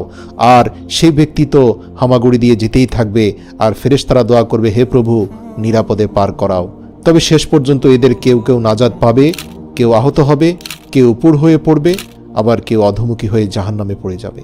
সর্বশেষ যে পুলসিরাত অতিক্রম করবে তার ব্যাপারে হযরত ইবনে মাসউদ রাদিয়াল্লাহু থেকে বর্ণিত, রাসূল সাল্লাল্লাহু আলাইহি সাল্লাম বলেছেন, অতঃপর তোমাদের সর্বশেষ ব্যক্তি পেটে ভর দিয়ে পুলসিরাত অতিক্রম করবে। সে বলতে থাকবে, হে রব, আমাকে এত বিলম্ব করানো হলো কেন? তখন আল্লাহ বলবেন, আমি কেন তোমাকে বিলম্ব করাবো? তোমাকে তো তোমার আমল বিলম্ব করিয়েছে। মুস্তাদারেক হাকিম 8519 নম্বর হাদিস। সুবহানাল্লাহ। রাসূল সাল্লাল্লাহু আলাইহি ওয়াসাল্লাম সকল উম্মতকেই অনুরোধ করেছেন একটি দোয়া বেশি বেশি পড়ার জন্য। কিয়ামতের দিন প্রতিটি মানুষের অবস্থা হবে ভয়াবহ। সেদিন কেউ কারো কোনো উপকারে আসবে না। আবার কেউ কেউ তার পুরো জীবনের অসংখ্য নেক আমল দিয়েও নাজাত পাবে না। কারণ আল্লাহ যদি শক্তভাবে হিসেব নেন তবে কোনো মানুষের পক্ষে নাজাত পাওয়া সম্ভব নয়। এ কারণে নবীজি সাল্লাল্লাহু আলাইহি সাল্লাম এই মর্মে সতর্ক করেছেন, যার শক্ত হিসেব করা হবে তাকে আযাব দেওয়া হবে। তবে কিয়ামতের দিন হিসেব সহজ হওয়ার জন্য আল্লাহর কাছে দোয়া করার জন্য নবীজি সবাইকে নির্দেশ দিয়েছেন। তিনি একটি দোয়া শিখিয়ে দিয়েছেন, আল্লাহুম্মা হাসিবনি হিসাবান ইয়াসীরা। হে আল্লাহ, আমার কাছ থেকে সহজ করে হিসেব নিও। প্রতিটি মানুষ নামাজের শেষে এই দোয়াটি পড়বেন, আল্লাহুম্মা হাসিবনি হিসাবান ইয়াসীরা। পরকালে প্রতিটি মানুষকে তার কর্মের হিসেব দিতে হবে। সেদিন যাদের ডান হাতে আমলনামা আসবে তারা সফল, কিন্তু কোরআনে এসেছে এরপর যাকে তার আমলনামা ডান হাতে দেওয়া হবে সে তো সহজে হিসেব নিকেশ পার করা হবে, কিন্তু যার বাম হাতে আমলনামা দেওয়া হবে সে তো পাকড়াও হয়ে যাবে। কিন্তু যার আমলনামা ডান হাতে সে তার পরিবার পরিজনের কাছে আনন্দিত হয়ে ফিরে যাবে। সূরা ইনশিকাক আয়াত নম্বর 7 থেকে 9। হযরত আয়েশা রাদিয়াল্লাহু তাআলা আনহু যখন কোরআনের এই ঘোষণার বিষয়ে নবীজির সামনে তুলে ধরলেন তখন নবীজি বললেন, কিয়ামতের দিন যারই হিসেব নেওয়া হবে সে ধ্বংস হয়ে যাবে। আমি বললাম, হে আল্লাহর রাসূল, আল্লাহ কি বলেননি যার আমলনামা ডান হাতে দেওয়া হবে তার হিসাব সহজ হবে? এর উত্তরে আল্লাহ রাসূল সাল্লাল্লাহু আলাইহি সাল্লাম বললেন, তা কেবল পেশ করা মাত্র। কিয়ামতের দিন যার হিসাব খতিয়ে দেখা হবে তাকে অবশ্যই আযাব দেওয়া হবে। এর জন্য নাজাত পেতে হলে অবশ্যই আল্লাহর কাছে বেশি বেশি সহজ হিসাবের জন্য দোয়া করতে হবে। তবে আল্লাহর রাসূল বলেছেন, আল্লাহর কাছ থেকে সহজ হিসেব পেতে চাইলে, আল্লাহ পাকের দয়া পেতে চাইলে আপনি দুনিয়াতে সর্বশ্রেষ্ঠ যে আমলটি করতে পারেন সেটা হচ্ছে কঠোরতা পরিহার করতে পারেন। এ বিষয়ে সূরা আরাফ এর 199 নম্বর আয়াতে আল্লাহ বলেন, তুমি ক্ষমার নীতি গ্রহণ করো, লোকেদের সৎ কাজের আদেশ দাও এবং মূর্খদের এড়িয়ে চলো। রাসূল সাল্লাল্লাহু আলাইহি সাল্লাম বলেছেন, যে ব্যক্তি কোনো মুসলমানের ভুল ক্ষমা করবে আল্লাহ তাআলা কিয়ামতের দিন তার ভুল ক্ষমা করবেন। আল্লাহ তাআলা ক্ষমা করা পছন্দ করেন, তাই পরস্পরের মধ্যে ক্ষমার নীতি অবলম্বনের নির্দেশ দিয়েছেন আল্লাহর রাসূল। সূরা বাকারার 109 নম্বর আয়াতে আসছে, অতএব তোমরা ক্ষমা করো এবং এড়িয়ে চলো যতক্ষণ না আল্লাহর নির্দেশ এসে পড়ে। নিশ্চয়ই আল্লাহ সবকিছুর উপর সর্বশক্তিমান। ক্ষমার মাধ্যমে মানুষের পাপ মোচন করা হয়। যে ব্যক্তি অন্যকে ক্ষমা করে আল্লাহ তাআলা তার অপরাধ ক্ষমা করেন। আল্লাহ তাআলা বলেন, আর যদি তোমরা তাদের মার্জনা করো, তাদের দ্রষ্টটি উপেক্ষা করো, তাহলে নিশ্চয়ই আল্লাহ ক্ষমাশীল ও দয়াবান হবেন। ক্ষমাকারী ব্যক্তি আল্লাহ তাআলার অফুরন্ত ক্ষমা লাভে ধন্য হয়। যে অন্যকে ক্ষমা করে সে আল্লাহ ও মানুষের ভালোবাসা লাভ করে। আল্লাহ তাআলা বলেন, যদি তোমরা কোনো সৎকর্ম প্রকাশ করো বা গোপন করো কিংবা কোনো অপরাধ ক্ষমা করো তাহলে আল্লাহ নিশ্চয়ই মার্জনাকারী এবং সর্বশক্তিমান। সূরা নিসা আয়াত নম্বর 149। দুনিয়াতে কেউ ক্ষমা করলে আখিরাতে ক্ষমা মিলবে, এটা 100% নিশ্চিত। এজন্য দুনিয়াতে কঠোরতা কুশমিন কালো করবেন না, কঠোর স্বভাব পরিহার করবেন। দেখবেন কঠোর স্বভাবের মানুষ দুনিয়াতেও ঘৃণিত, আখিরাতেও আল্লাহর কাছে ঘৃণিত। আবু হুরায়রা রাদিয়াল্লাহু থেকে বর্ণিত, রাসূল সাল্লাল্লাহু আলাইহি সাল্লাম বলেছেন, যে ব্যক্তি কোনো মুসলমানের ভুল ক্ষমা করবে আল্লাহ কিয়ামতের দিন তার ভুল ক্ষমা করবেন। মানুষকে দয়া করলে আল্লাহর দয়া পাওয়া যাবে। আব্দুল্লাহ ইবনে ওমর ইবনুল আস রাদিয়াল্লাহু থেকে বর্ণিত, তিনি বলেন, তোমরা মানুষের উপর দয়া করো তাহলে আল্লাহর দয়া প্রাপ্ত হবে। তোমরা মানুষকে সহজে ক্ষমা করো তাহলে আল্লাহর কাছে সহজে ক্ষমা পাবে। আর ধ্বংস তাদের জন্য যারা জেনে শুনে পাপ করে এবং পাপ কাজে অনড় থাকে, কখনোই ক্ষমা চায় না। আল্লাহ তাআলা কিছু মানুষের প্রতি কিয়ামতের দিন তাকাবেন না, তাদের দিকে তিনি রহমতের দৃষ্টিও দেবেন না, কারণ তাদের পাপ ও গুনাহ এত বেশি এবং তারা এত বেশি পরিমাণে সীমা লঙ্ঘন করেছে যা বলার বাইরে। আসুন সংক্ষেপে জানি কাদেরকে আল্লাহ কিয়ামতের দিন সবচেয়ে ঘৃণা করবেন, তাদের দিকে ফিরেও তাকাবেন না। 1 নাম্বার হচ্ছে উপকার করে যে ব্যক্তি খোঁটা দেয়। আবু হুরায়রা রাদিয়াল্লাহু থেকে বর্ণিত হাদিসে এসেছে, নবী করিম সাল্লাল্লাহু আলাইহি সাল্লাম বলেন, 3 ধরনের লোক এমন আছে মহান আল্লাহ যাদের সঙ্গে কথা বলবেন না, কিয়ামতের দিন তাদের দিকে রহমতের দৃষ্টিতে তাকাবেনও না এবং তাদের পবিত্রও করবেন না, এবং তাদের জন্য রয়েছে কঠিন শাস্তি। আবু হুরায়রা বললেন, হে আল্লাহর রাসূল, তারা কয়জন? উত্তরে আল্লাহ রাসূল বললেন, 1 টাকনুর নিচে কাপড় পরিধানকারী, ব্যবসার সামগ্রী মিথ্যা শপথ দিয়ে বিক্রয়কারী, এই যেমন বিক্রয়ের সময় বলে অমুক এত বলে গিয়েছে, অথবা বলে 1 টাকাও লাভ হচ্ছে না, আমি লসে বিক্রি করছি, এরকম মিথ্যা বলে যে সকল বিক্রয়কারী ব্যবসা করে। এরপর আল্লাহ রাসূল বলেছেন 3 নম্বর হচ্ছে ওই ব্যক্তি যে কিছু দান করার পর তা নিয়ে আবার খোটা দেয়। হাদিসে এসেছে পোশাক পরে যে ব্যক্তি অহংকার করে তার দিকেও আল্লাহ তাআলা কিয়ামতের দিন তাকাবেন না। আব্দুল্লাহ ইবনে ওমর রাদিয়াল্লাহু থেকে বর্ণিত, রাসূল সাল্লাল্লাহু আলাইহি সাল্লাম ইরশাদ করেছেন, মহান আল্লাহ কিয়ামতের দিন ওই ব্যক্তির দিকে রহমতের দৃষ্টিতে তাকাবেন না যে অহংকার বশত পোশাক প্রদর্শন করে বেড়াতো, দামি দামি পোশাক পরে মানুষের সামনে অহমিকা প্রদর্শন করত। 3 নম্বর হচ্ছে রুকু সিজদার মাঝে যে সোজা হয়ে দাঁড়ায় না। প্রিয় দর্শক, এই ভুলের ব্যাপারে আমরা অনেকেই উদাসীন, অথচ জানি না এই ভুলটির কারণে কিয়ামতের দিন আল্লাহ আপনার দিকে ফিরেও তাকাবেন না। তালাক বিন আলী রাদিয়াল্লাহু থেকে বর্ণিত, রাসূল সাল্লাল্লাহু আলাইহি সাল্লাম বলেছেন, মহান আল্লাহ কিয়ামতের দিন ওই নামাজের দিকে রহমতের দৃষ্টিতে তাকাবেন না যে রুকু ও সিজদার মাঝখানে 1 তাসবিহ পরিমাণ সময় সোজা হয়ে দাঁড়িয়ে থাকে না। এটি তিরমিজি শরীফের 265 নম্বর হাদিস। প্রিয় দর্শক, বাঙালিদের মধ্যে হওয়ার হামেশাই দেখা যায়, এমনকি মসজিদেও এমন অনেক ভাইকে দেখা যায় যারা নামাজের মধ্যে রুকুর পরে এমনভাবে সিজদায় চলে যান যে সোজা হয়ে 1 তাসবিহ পরিমাণ সময় তারা দাঁড়িয়ে থাকেন না, অথচ এটি ভয়ঙ্কর রকমের কবিরা গুনাহ। 4 নম্বর হচ্ছে টাকনুর নিচে কাপড় পরিধানকারী। আবু জাহর রাদিয়াল্লাহু থেকে বর্ণিত, নবী করিম সাল্লাল্লাহু আলাইহি সাল্লাম বলেন, মহান আল্লাহ কিয়ামতের দিন 3 ব্যক্তির সঙ্গে কথা বলবেন না, তাদের দিকে তাকাবেন না, তাদের সঙ্গে কোনো কথাও বলবেন না, তাদের পরিশুদ্ধতা প্রত্যয়ন করবেন না, তাদের জন্য রয়েছে বেদনাদায়ক শাস্তি। তারা হলো যেসব পুরুষ পায়ের গিরার নিচে কাপড় পরিধান করে, মিথ্যা শপথ করে পণ্য চালিয়ে দেয় এবং দান করে খোটা দেয়। 5 নম্বর হচ্ছে অহংকারী, দরিদ্র, বৃদ্ধ, ব্যভিচারী ও মিথ্যাবাদী শাসক।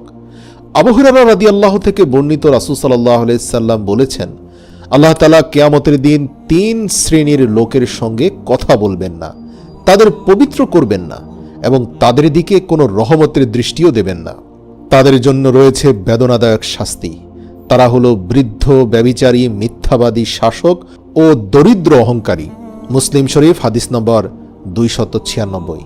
আব্দুল্লাহ বিন ওমর রাদিয়াল্লাহু থেকে বর্ণিত, তিনি বলেন, রাসূল সাল্লাল্লাহু আলাইহি সাল্লাম ইরশাদ করেছেন, পিতামাতার অবাধ্য সন্তানদের দিকেও আল্লাহ তাআলা কিয়ামতের দিন তাকাবেন না। এছাড়াও পুরুষের সাদৃশ্য অবলম্বনকারী নারী এবং দায়ুস প্রকৃতির নারীদের দিকেও কিয়ামতের দিন আল্লাহ তাকাবেন না। এছাড়াও আল্লাহ তাআলা কিয়ামতের দিন তাকাবেন না যারা মদ পানে আসক্ত থাকে। এমন অনেক নারীর দিকে আল্লাহ তাকাবেন না যারা অনেক আমল করে, চরিত্রের হেফাজত করে, কিন্তু তারা এমনভাবে জীবনযাপন করে যে পরপুরুষের সাথে এমনভাবে মিশে যে তাদেরকে সামাজিকভাবে দায়ুস বলা হয়, অর্থাৎ কখনোই পর্দাকে গুরুত্বপূর্ণ মনে করে না।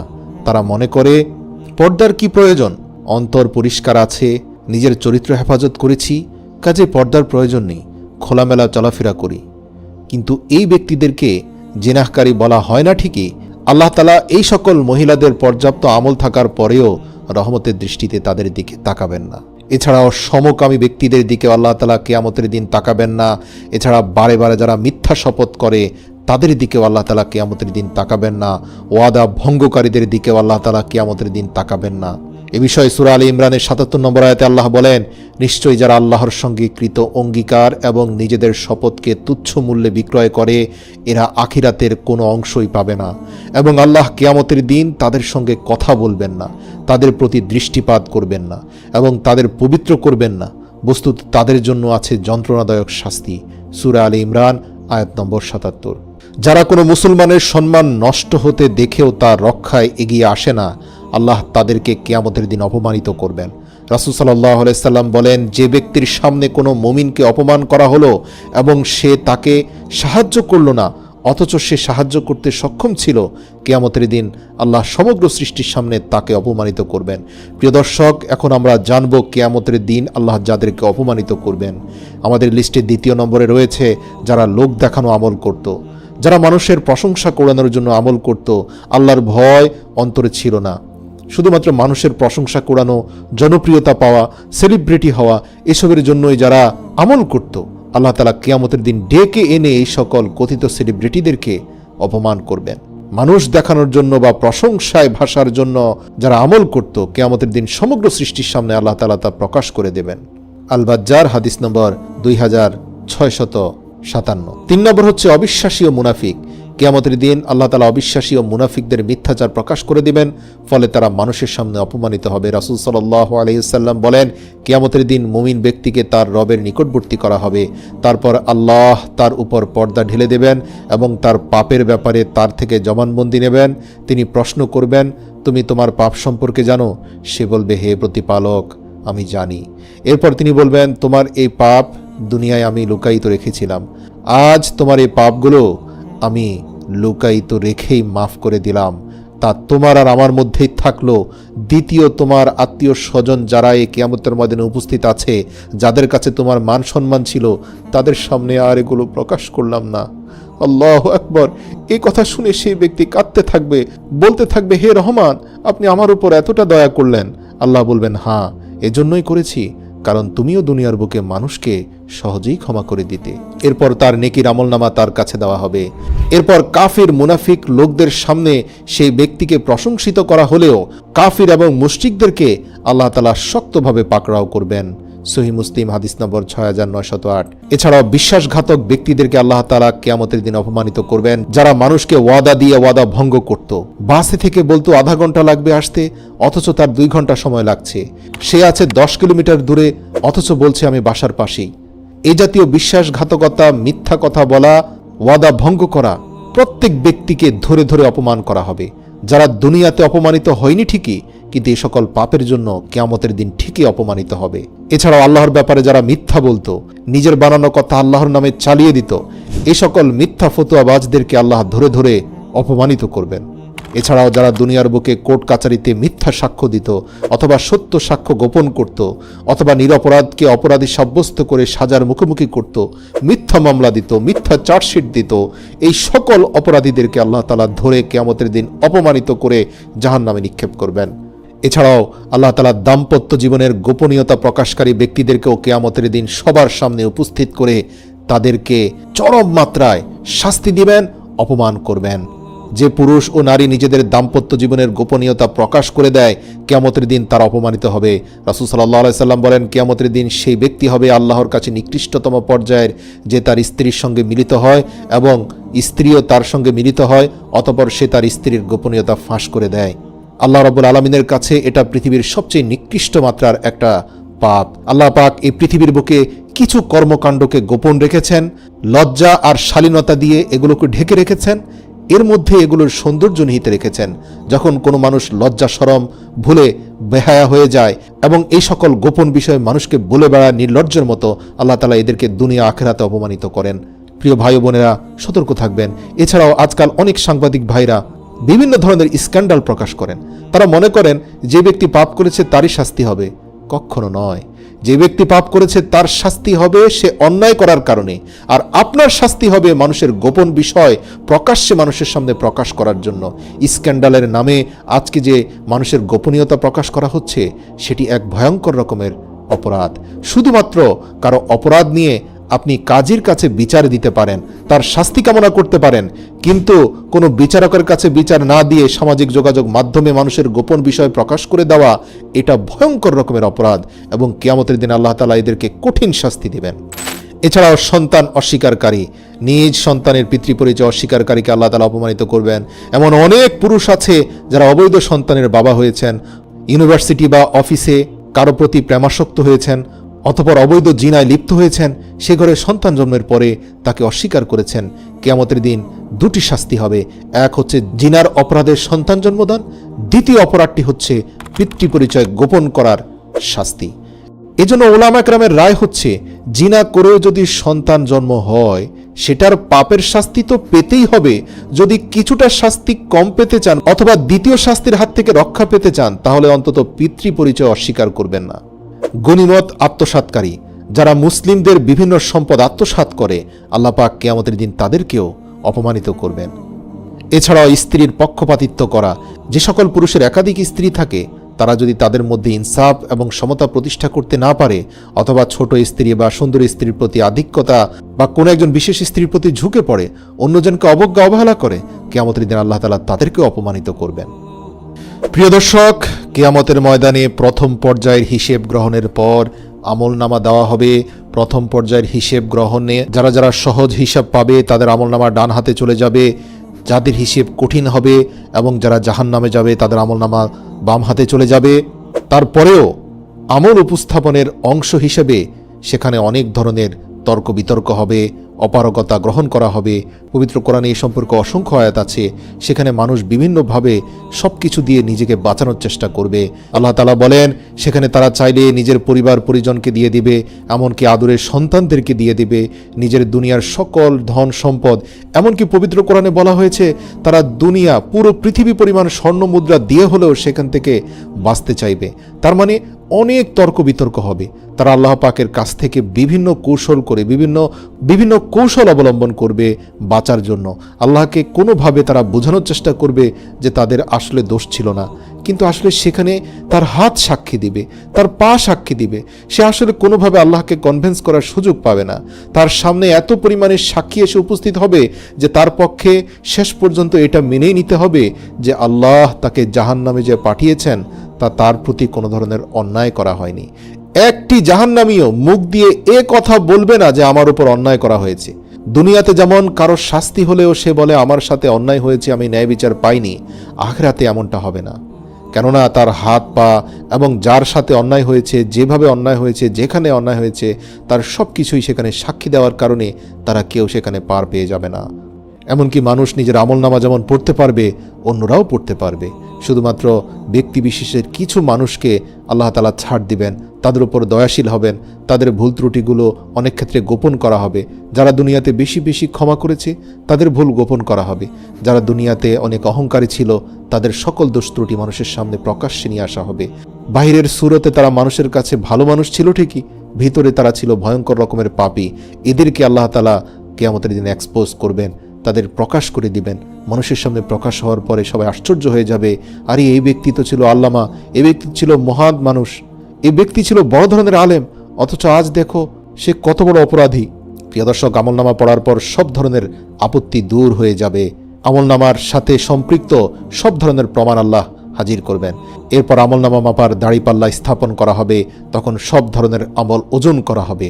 দাড়িপাল্লায় ওজনের পর মানুষ বিভিন্ন দলে বিভক্ত হবে, অর্থাৎ নবী ও রাসূলদের তত্ত্বাবধানে ঝান্ডা থাকবে এবং তাদের পেছনে তাদের অনুসারীরা চলবে।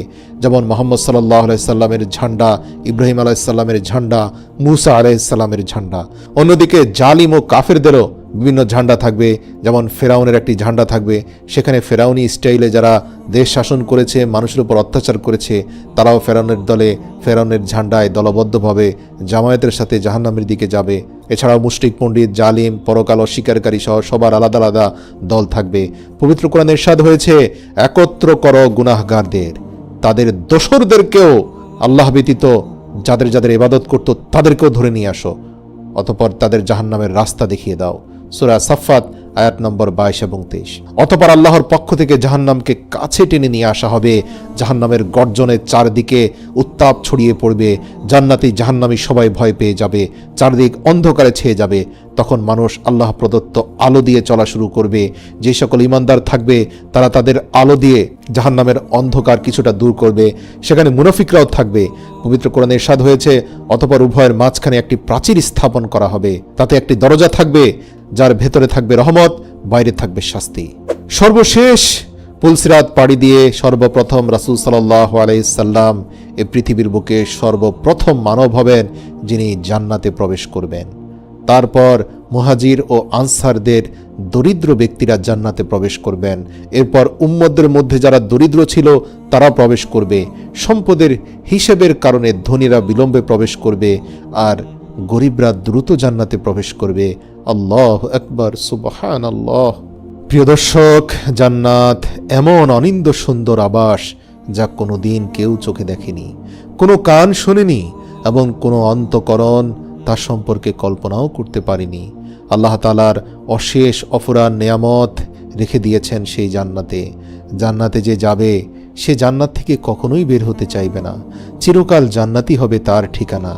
জান্নাতের বর্ণনা দিতে গিয়ে কোরআনে আল্লাহ ইরশাদ করেছেন, মুত্তাকি আল্লাহ ভীরু লোকেরা থাকবে জান্নাতের বাগান ও ঝর্ণার পাদদেশে, এবং তাদের বলা হবে, এখানে তোমরা শান্তি ও নিরাপত্তার সঙ্গে প্রবেশ করো।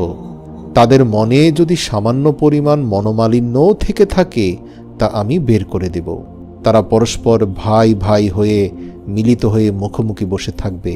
সেখানে তাদের পরিশ্রমও করতে হবে না এবং তারা সেখান থেকে বহিষ্কৃত হবে না। সুবহানাল্লাহ, আল্লাহু আকবার। এই আয়াতের ব্যাখ্যায় উলামায়ে কেরামগণ বলেন, দুনিয়াতে দুজন জান্নাতীর মধ্যে যদি মনোমালিন্য থাকে, কারণ এমনটা হয়ে থাকে, দুজন দিনী ভাইয়ের মধ্যেও বিভিন্ন বিষয় নিয়ে তর্ক বিতর্ক হতে পারে, ছোটোখাটো বিষয় নিয়ে বাদানুবাদ হতে পারে, কিন্তু উভয়ে যদি জান্নাতে যেতেও পারে, তাহলে জান্নাতে গিয়েও কিন্তু সেই বাদানুবাদ বা মনোমালিন্য আল্লাহ অন্তর থেকে ধুয়ে মুছে সাফ করে দিবেন। তাদের অন্তরে শুধু ভালোবাসা থাকবে, তারা পরস্পর বন্ধু হয়ে যাবে। কিছু লোক তাদের পাপের শাস্তি হিসাবে জাহান্নামে যাবে, তারা সরাসরি জান্নাতে প্রবেশ করবে না। ইমানদার, আমলও আছে, কিন্তু দাড়িপাল্লায় আমল কম হওয়ায় জাহান্নামে ছিল, তাই জাহান্নাম হয়েই তাকে জান্নাতে যেতে হবে। তাদের মধ্য থেকে সর্বশেষ যে ব্যক্তি চিরসুখের আধার জান্নাতে প্রবেশ করবে তার সম্পর্কে হাদিসে কুদসিতে বর্ণনা রয়েছে। আব্দুল্লাহ ইবনে মাসউদ রাদিয়াল্লাহু থেকে বর্ণিত, রাসূল সাল্লাল্লাহু আলাইহি সাল্লাম বলেছেন, আমি অবশ্যই চিনি জাহান্নাম থেকে সর্বশেষ মুক্তি লাভকারী ব্যক্তিটিকে আমি চিনি। আল্লাহ রাসূল বলেন, সে ব্যক্তি জাহান্নামের দীর্ঘ কষ্ট যন্ত্রণা সহ্য করার পর যখন মুক্তি পাবে, তাকে এক পরিশুদ্ধ পানিতে নিক্ষেপ করা হবে। সেখান থেকে গোসল করে ওঠার পর জাহান্নামের শাস্তি থেকে তৈরি তার শরীরের সকল ঘা মুছে যাবে এবং সে পরিশুদ্ধ একজন মানুষ হয়ে যাবে। আল্লাহ তাআলা তাকে বলবেন, যাও জান্নাতে প্রবেশ করো। সে জান্নাতের কাছে যাবে এবং জান্নাত তাকে বলবে, আমি পরিপূর্ণ। সে ফিরে এসে বলবে, হে আমার রব, আমি তো জান্নাতকে পরিপূর্ণ পেয়েছি। অতঃপর আল্লাহ তাআলা তাকে বলবেন, যাও জান্নাতে প্রবেশ করো। অতঃপর সে জান্নাতের কাছে আসবে এবং তাকে পুনরায় বলা হবে, জান্নাত পরিপূর্ণ। সে ফিরে এসে বলবে, হে আল্লাহ, আমি জান্নাতের কাছে যতবারই যাচ্ছি তা তো আমাকে শুধু পূর্ণতা দেখাচ্ছে, আমার জন্য সেখানে কোনো স্থান নেই। অতঃপর আল্লাহ তাআলা বলবেন, যাও জান্নাতে প্রবেশ করো। সে মনে মনে ভাববে, আল্লাহ তাআলা আমাকে জান্নাতে পাঠাতে চাইছেন, অথচ এই পুরো জান্নাতে আমার দাঁড়ানোর জন্য একটু জায়গাও খালি নেই। বারবার জান্নাত আমাকে বলছে যে সে পরিপূর্ণ হয়ে গিয়েছে।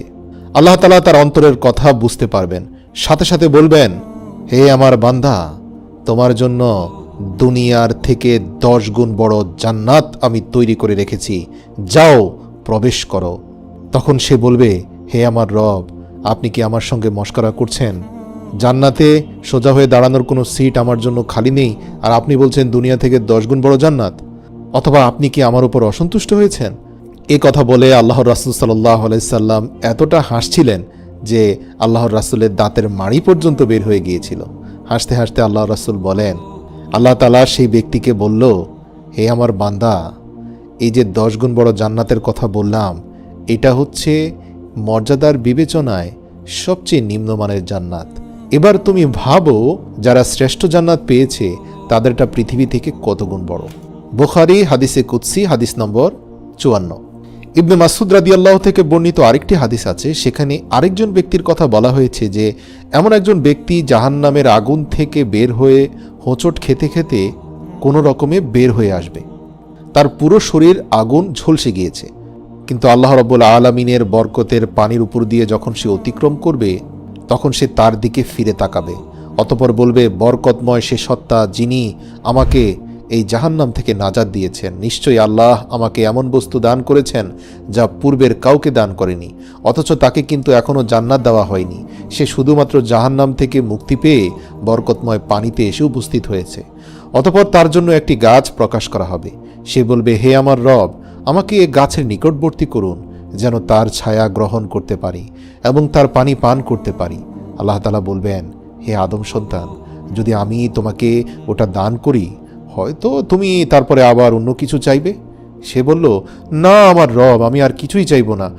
অনন্তর এক জীবন আমি জাহান্নামের আগুনে ঝলসে গিয়েছি, এখন শুধু আমার একটি গাছের নিচে আশ্রয় হলেই হয়। এ সময় সে ওয়াদা করে বলবে, এছাড়া আমি আর কখনোই কিছু চাইব না। এরপর আল্লাহ তাআলা তাকে সেই গাছের নিচে আশ্রয় নেওয়ার সুযোগ করে দিবেন। কিন্তু তার পরক্ষণেই সে গাছের নিচ থেকে এমন কোনো দৃশ্য আল্লাহ তার সামনে উন্মুক্ত করে দিবেন, যার কারণে সে গাছের নিচে বসে থাকা তার জন্য সহজ হবে না। তার জন্য গাছের নিচে ধৈর্য ধারণ করা হয়ে পড়বে অসম্ভব। এরপর সে বলবে, হে আমার রব, এই গাছ থেকেও একটু দূরে যেই সৌন্দর্যময় গাছ রয়েছে, আমি তার ছায়ায় যেতে চাই এবং তার নিচে যে পানির ফোয়ারা রয়েছে সেখান থেকে বিশুদ্ধ পানি পান করে আমি প্রশান্তি পেতে চাই। এরপর আল্লাহ বলবেন, কিন্তু তুমি তো পূর্বে বলেছিলে তুমি বর্তমান গাছের ছায়া ব্যতীত আর কিছুই চাও না। তখন সে বলবে, হে আল্লাহ, ওখানে যদি যেতে পারি এরপর আর কিছুই চাইব না। তখন আল্লাহ বলবেন, হে আদম সন্তান, তুমি কি সত্যি ওয়াদা করছো এরপরে আর কিছুই চাইবে না? সে বলবে, হে আল্লাহ, আমি আপনাকে ওয়াদা দিচ্ছি এরপরে আর কিছুই চাইব না। এরপর আল্লাহ রাব্বুল আলামিন তাকে ছাড় দিবেন। সে অধিকতর সৌন্দর্যমণ্ডিত গাছের ছায়া যাবে, যার নিচে পানির ফোয়ারা রয়েছে। সেখানে গিয়ে বরকতময় পানি পান করে তার অন্তরাত্মা প্রশান্ত হবে। সে বলবে, নিঃসন্দেহে আল্লাহর জান্নাত অনেক সুন্দর, অথচ সে এখনও জান্নাতের ধারে কাছেও যায়নি। একটু পরে তার সামনে এমন একটি বাগানের দরজা উন্মুক্ত হবে, যার ভেতরে এই গাছের চেয়েও হাজার গুণ সুন্দর দুটি গাছের অবয়ব দূর থেকে বোঝা যাচ্ছে, এবং যা পূর্বের দুটি গাছ থেকে অধিকতর সুন্দর। সে বলবে, হে আমার রব, আমাকে ও গাছের নিকটবর্তী করুন, আমি তার ছায়া গ্রহণ করব ও তার পানি পান করব, এছাড়া আর কিছুই চাইব না। তখন আল্লাহ বলবেন, হে আদম সন্তান, তুমি তো এ পর্যন্ত দুবার ওয়াদা ভঙ্গ করেছ। সে বলবে, হে আমার রব, অবশ্যই এটাই আমার চাই, এরপরে আর কিছুই চাইব না। আসলে তাকে এমন দৃশ্য দেখানো হবে যার উপর তার ধৈর্য ধারণ করা সম্ভব হবে না, এটা আল্লাহ তাআলাও ভালো করে জানেন। তখন আল্লাহ তাআলা বললেন, ঠিক আছে, তুমি একটু সামনে যাও। অতঃপর সে একটু সামনে যাওয়ার পরে সে জান্নাতীদের আওয়াজ শুনবে। সে বলবে, হে আমার রব, আমাকে তাতে প্রবেশ করান, আমি আর সহ্য করতে পারছি না। আল্লাহ তাআলা বলবেন, হে বনি আদম, কি সে তোমার থেকে আমাকে নিষ্কৃতি দেবে? তখন আল্লাহ তাআলা বলবেন, হে বনি আদম, আমি কি তোমাকে তার থেকেও শ্রেষ্ঠ কিছু দেব না, যাতে তুমি শতভাগ সন্তুষ্ট হয়ে যাও এবং তুমি দুনিয়ার মধ্যে সবচেয়ে সম্মানিত মানুষ হও, এবং তোমাকে দুনিয়ার থেকেও 10 গুণ বেশি জান্নাতের মালিক বানিয়ে সম্মানিত করি? সে বলবে, হে আমার রব, আপনি কি আমার সঙ্গে ঠাট্টা করছেন? অথচ আপনি উভয় জাহানের রব। আল্লাহর রাসূল হাসতে হাসতে বলেন, অতঃপর আল্লাহ তাআলা বলেন, যাও, প্রবেশ করো। নিঃসন্দেহে ওই দরজা দিয়ে প্রবেশ করার পরেই তুমি দুনিয়ার থেকে 10 গুণ বড় জান্নাতের সন্ধান পাবে, যেটা শুধু তোমার জন্য আমি দান করেছি। আল্লাহু আকবার, সুবহানাল্লাহ। কোরআন ও হাদিসের বর্ণনা অনুসারে মানুষ কিয়ামতের দিন হিসেবের পর জান্নাতে প্রবেশ করবে। তবে এখন কি কেউ জান্নাতে রয়েছেন, অথবা কিয়ামতের আগে কেউ কি জান্নাতে প্রবেশ করবে, তা নিয়ে সামান্য ব্যাখ্যা রয়েছে। জান্নাতে প্রবেশ দুইভাবে হতে পারে। এক, শুধু আত্মিকভাবে। হাদিসের বর্ণনা অনুসারে মৃত্যুর পর নবী ও শহীদদের রূহ জান্নাতে থাকে। দুই, শারীরিক ও আত্মিকভাবে। শারীরিক আর আত্মিকভাবে এই মুহূর্তে জান্নাতে প্রবেশ করা কোনোভাবেই সম্ভব নয়। সেটা শুধুমাত্র কিয়ামতের ময়দানে হিসেব নিকেশের পরেই মানুষ প্রবেশ করতে পারবে। আর পৃথিবীর সর্বপ্রথম যে ব্যক্তি শারীরিক এবং আত্মিকভাবে জান্নাতে প্রবেশ করবেন তিনি হবেন হযরত মুহাম্মদ সাল্লাল্লাহু আলাইহি সাল্লাম। আর সেটা কিয়ামতের পর ছাড়া কখনোই উন্মুক্ত করা হবে না। তার মানে এখন যে আমরা বিভিন্ন সময় শুনি যে ওই ব্যক্তি জান্নাতে আছেন, বা আল্লাহ রাসূলের বিভিন্ন হাদিস থেকে জানা যায় অনেক মানুষ জান্নাতে আছেন, এমন দৃশ্য আল্লাহ রাসূল স্বপ্নে দেখেছেন বা বর্ণনা করেছেন, তাহলে তারা কিভাবে জান্নাতে এখন আছেন? তারা আসলে আত্মিকভাবে আছেন, মানে তাদের আত্মা জান্নাতে আছে। কিন্তু শারীরিক এবং আত্মিকভাবে পরিপূর্ণ মানুষ জান্নাতে যে প্রবেশ করার ব্যাপারটা, এটা কিয়ামতের ময়দানে হিসেব নিকাশের পরেই ঘটবে। আনাস রাদিয়াল্লাহু তাআলা আনহু থেকে বর্ণিত, রাসূল সাল্লাল্লাহু আলাইহি ওয়াসাল্লাম ইরশাদ করেন, কিয়ামতের দিন আমি জান্নাতের দরজায় পৌঁছে দরজা খোলার জন্য বলবো। তখন জান্নাতের দরজার রক্ষী ফেরেশতা বলবে, আপনি কে? আমি বলবো, মুহাম্মদ। তখন সে বলবে, আপনার সম্পর্কে আমাকে বলা হয়েছে যে আপনার আগে আমি যেন অন্য কারো জন্য এ দরজা না খুলি। অন্য হাদিসে আল্লাহর রাসূল ইরশাদ করেন, আল্লাহ তাআলা বলেন, আমি আমার সৎ বান্দাদের জন্য এমন কিছু প্রস্তুত করেছি যা কোনো চোখ দেখেনি, যে সম্পর্কে কোনো কান শুনেনি এবং কোনো অন্তর তা কল্পনাও করেনি। এ সব কিছুই তাদের চক্ষু শীতলকারী, যা লুকিয়ে রাখা হয়েছে তাদের কাজকর্মের প্রতিদান হিসাবে। সূরা সাজদা আয়াত নম্বর 17। প্রিয় ভাই ও বোনেরা, জান্নাত আপনার জন্য ব্যাকুল হয়ে অপেক্ষা করছে। একদিন আল্লাহর রাসূল সাল্লাল্লাহু আলাইহি ওয়াসাল্লাম সাহাবীদেরকে নিয়ে ফজরের সালাত আদায় করছিলেন। সাহাবীরা দেখলেন রাসূল সাল্লাল্লাহু আলাইহি ওয়াসাল্লাম তার হাত উপরের দিকে বাড়িয়ে কিছু একটা টেনে ছেঁড়ার চেষ্টা করছেন। এরপর তিনি একটু মুচকি হেসে তার হাতকে পিছিয়ে আনলেন। এ দৃশ্য দেখে সাহাবীরা জিজ্ঞাসা করলেন, ইয়া রাসূলাল্লাহ সাল্লাল্লাহু আলাইহি ওয়াসাল্লাম, আমরা আপনাকে আজকে এমন কিছু করতে দেখেছি যা ইতিপূর্বে কখনো দেখিনি। আমরা দেখতে পেলাম আপনি শূন্যের মাঝে হাত বাড়িয়ে কিছু একটা ধরার চেষ্টা করছেন, কিন্তু হঠাৎ করে মুচকি হেসে কি ভেবে আপনার হাতটা ফিরিয়ে আনলেন? আল্লাহর রাসূল জবাবে বললেন, আমাকে এইমাত্র জান্নাত দেখানো হয়েছে। আমি জান্নাতের বাগানে আঙ্গুর গাছে এক থোকা আঙ্গুর দেখতে পেয়েছি। আমি সেই আঙ্গুর নেয়ার চেষ্টা করেছি। আমি যদি সেই আঙ্গুরগুলো নিতে পারতাম তাহলে তোমরা কিয়ামত পর্যন্ত এই আঙ্গুর খেতে পারতে। সুবহানাল্লাহ। আল্লাহর রাসূল সাল্লাল্লাহু আলাইহি সাল্লাম বললেন, এরপর আমি দেখতে পেলাম জাহান্নামের আগুন। তখন আমি আমার হাতকে পিছিয়ে আনি। প্রিয় মুসলিম ভাই ও বোনেরা, একবার কল্পনা করুন তো, যদি আমরা দুনিয়াতে বসে আমাদের চোখের সামনে জান্নাত এবং জাহান্নামকে দেখতে পেতাম, আমাদের মধ্যে কী পরিবর্তন আসতো। কিন্তু এটা দেখার বিষয় নয়, এটা আসলে উপলব্ধি করার বিষয়। আল্লাহর রাসূল সাল্লাল্লাহু আলাইহি ওয়াসাল্লাম বলেন, নিশ্চয়ই জান্নাত তোমাদের জন্য তোমাদের জুতার ফিতার চেয়েও নিকটবর্তী এবং জাহান্নামও ঠিক একই রকম নিকটবর্তী। প্রিয় দর্শক, জান্নাত আপনার সামনেই রয়েছে, কিন্তু আপনি যদি আত্মিকভাবে এখনই জান্নাতে প্রবেশ না করেন তাহলে এর দরজা আপনার জন্য হয়তো চিরতরে বন্ধ হয়ে যেতে পারে, যা আর কখনো খুলবে না। প্রিয় মুসলিম ভাই বোনেরা, হযরত আবু হুরায়রা রাদিয়াল্লাহু হতে বর্ণিত আল্লাহর রাসূল সাল্লাল্লাহু আলাইহি ওয়াসাল্লাম বলেন, আল্লাহ তাআলা জান্নাত জাহান্নাম সৃষ্টি করার পর জিবরাইল আলাইহিস সালামকে বললেন, যাও জান্নাতে গিয়ে দেখো আমি জান্নাতীদের জন্য যেসব নিয়ামত সৃষ্টি করে রেখেছি তুমি সেগুলো দেখে এসো। জিবরাইল আলাইহিস সালাম জান্নাতে গিয়ে আল্লাহ তাআলার সৃষ্টিকৃত সমস্ত কিছু দেখলেন এবং আল্লাহর নিকট ফিরে এসে বললেন, আপনার সম্মানের শপথ, যে কেউ জান্নাতের সুখ স্বাচ্ছন্দ্য প্রসঙ্গে শুনবে সেই তাতে প্রবেশের চেষ্টা করবে।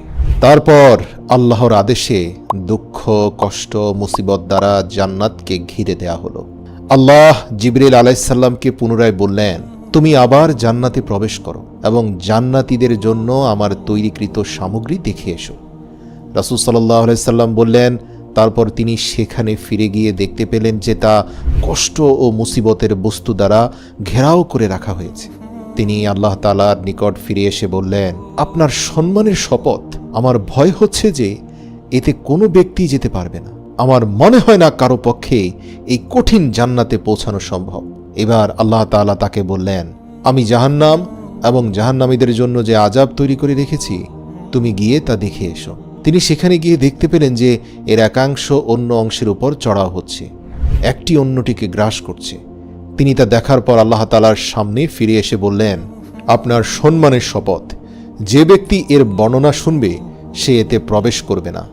তারপর আল্লাহর নির্দেশে জাহান্নামকে লোভ লালসা এবং চোখের আকর্ষণীয় বস্তু দ্বারা ঘিরে ফেলা হলো। এরপর জিবরাইল আলাইহিস সালামকে আল্লাহ বললেন, তুমি এবার সেখানে যাও এবং দেখে এসো।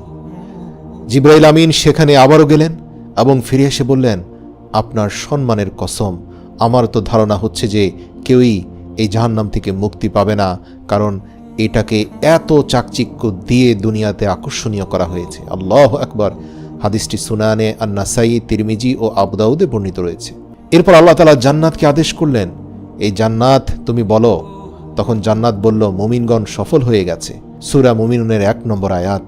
অতঃপর জিবরাইল আলাইহিস সালাম সহ সকল ফেরেশতাগণ জান্নাতের উদ্দেশ্যে জবাব দিয়ে বললেন, তুমি ধন্য, কেননা তুমি হচ্ছ রাজাদের আবাসস্থল।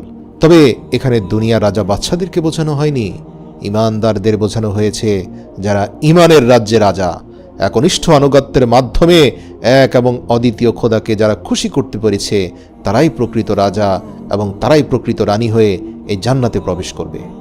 একদা জান্নাত এবং জাহান্নাম আল্লাহ তাআলাকে জিজ্ঞেস করেছিল। জান্নাত বলল, হে আমার প্রভু, কেন আমার মধ্যে শুধুমাত্র দুর্বল এবং নিঃস্ব লোকেরা প্রবেশ করবে? এবং জাহান্নাম বলল, হে আমার প্রভু, আমার ভেতরে কেন শুধুমাত্র অহংকারী এবং দাম্ভিক শক্তিশালী লোকেরা প্রবেশ করবে?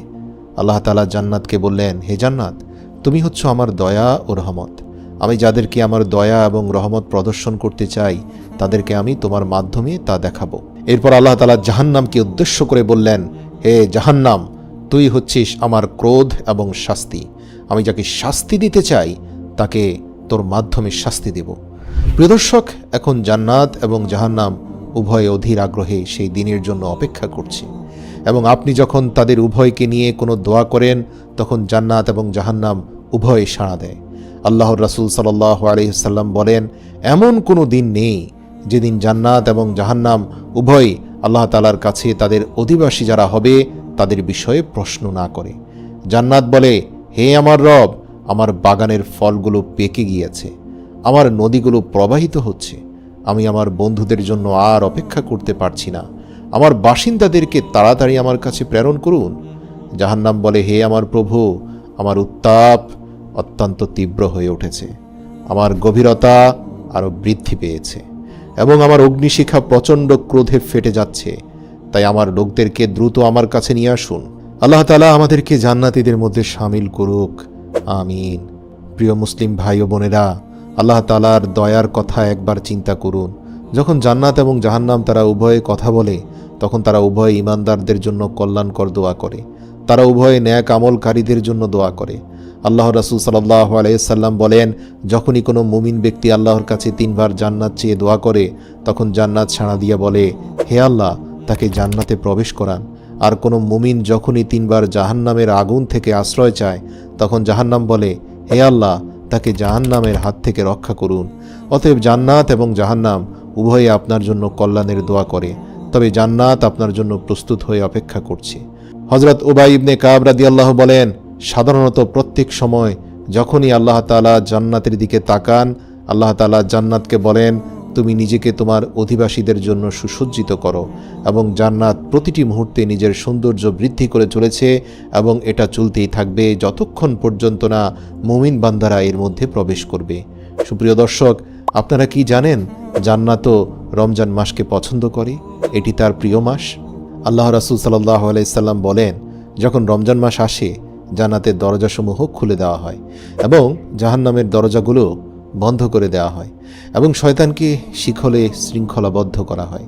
মহিমান্বিত এই রমজান মাসের একটি রাতও এমন অতিবাহিত হয় না যখন জান্নাতের দরজাগুলো প্রশস্ত হয়, আর আল্লাহ আপনার জন্য জান্নাতকে আরও সুন্দর করে দেন এবং সে আপনাকে প্রার্থনা জানানোর জন্য অধীর আগ্রহে অপেক্ষা করছে। প্রিয় মুসলিম ভাই ও বোনেরা, কিন্তু আমরা নিজেরা জান্নাতে প্রবেশের জন্য কতটা অধীর আগ্রহ নিয়ে অপেক্ষা করছি? আল্লাহ রাসূল সাল্লাল্লাহু আলাইহি সাল্লাম বলেন, হে ঈমানদারেরা, আল্লাহর কাছে যত বেশি সম্ভব জান্নাত চেয়ে নাও এবং জাহান্নাম থেকে বেশি বেশি আল্লাহর কাছে আশ্রয় চেয়ে নাও, যতটা তোমার পক্ষে সম্ভব। প্রিয় দর্শক, জান্নাত অনুসন্ধানকারী বান্দারা কখনো ঘুমিয়ে থাকতে পারে না এবং জাহান্নামের আগুন থেকে যারা বাঁচতে চায় তারাও ঘুমিয়ে থাকতে পারে না। আল্লাহ রাসূল সাল্লাল্লাহু আলাইহি সাল্লাম আরও বলেন, পরকালের জীবন দুঃখ কষ্ট দিয়ে ঘেরা এবং এই দুনিয়া হচ্ছে আনন্দ আর ভোগবিলাসে পরিপূর্ণ। কিন্তু আপনি যদি জান্নাতের সুখ শান্তি এবং নিয়ামত সম্পর্কে জানতেন তাহলে কি এই দুনিয়ার কোনো আনন্দ বা বেদনা আপনার জান্নাতের পথে বাধা হয়ে দাঁড়াবে? দর্শক, মনে করুন সেই কথা যখন আল্লাহ রাসূল সাল্লাল্লাহু আলাইহি সাল্লাম তার হাত বাড়িয়েছিলেন জান্নাতের বাগান থেকে আঙ্গুরের থোকা নেয়ার জন্য।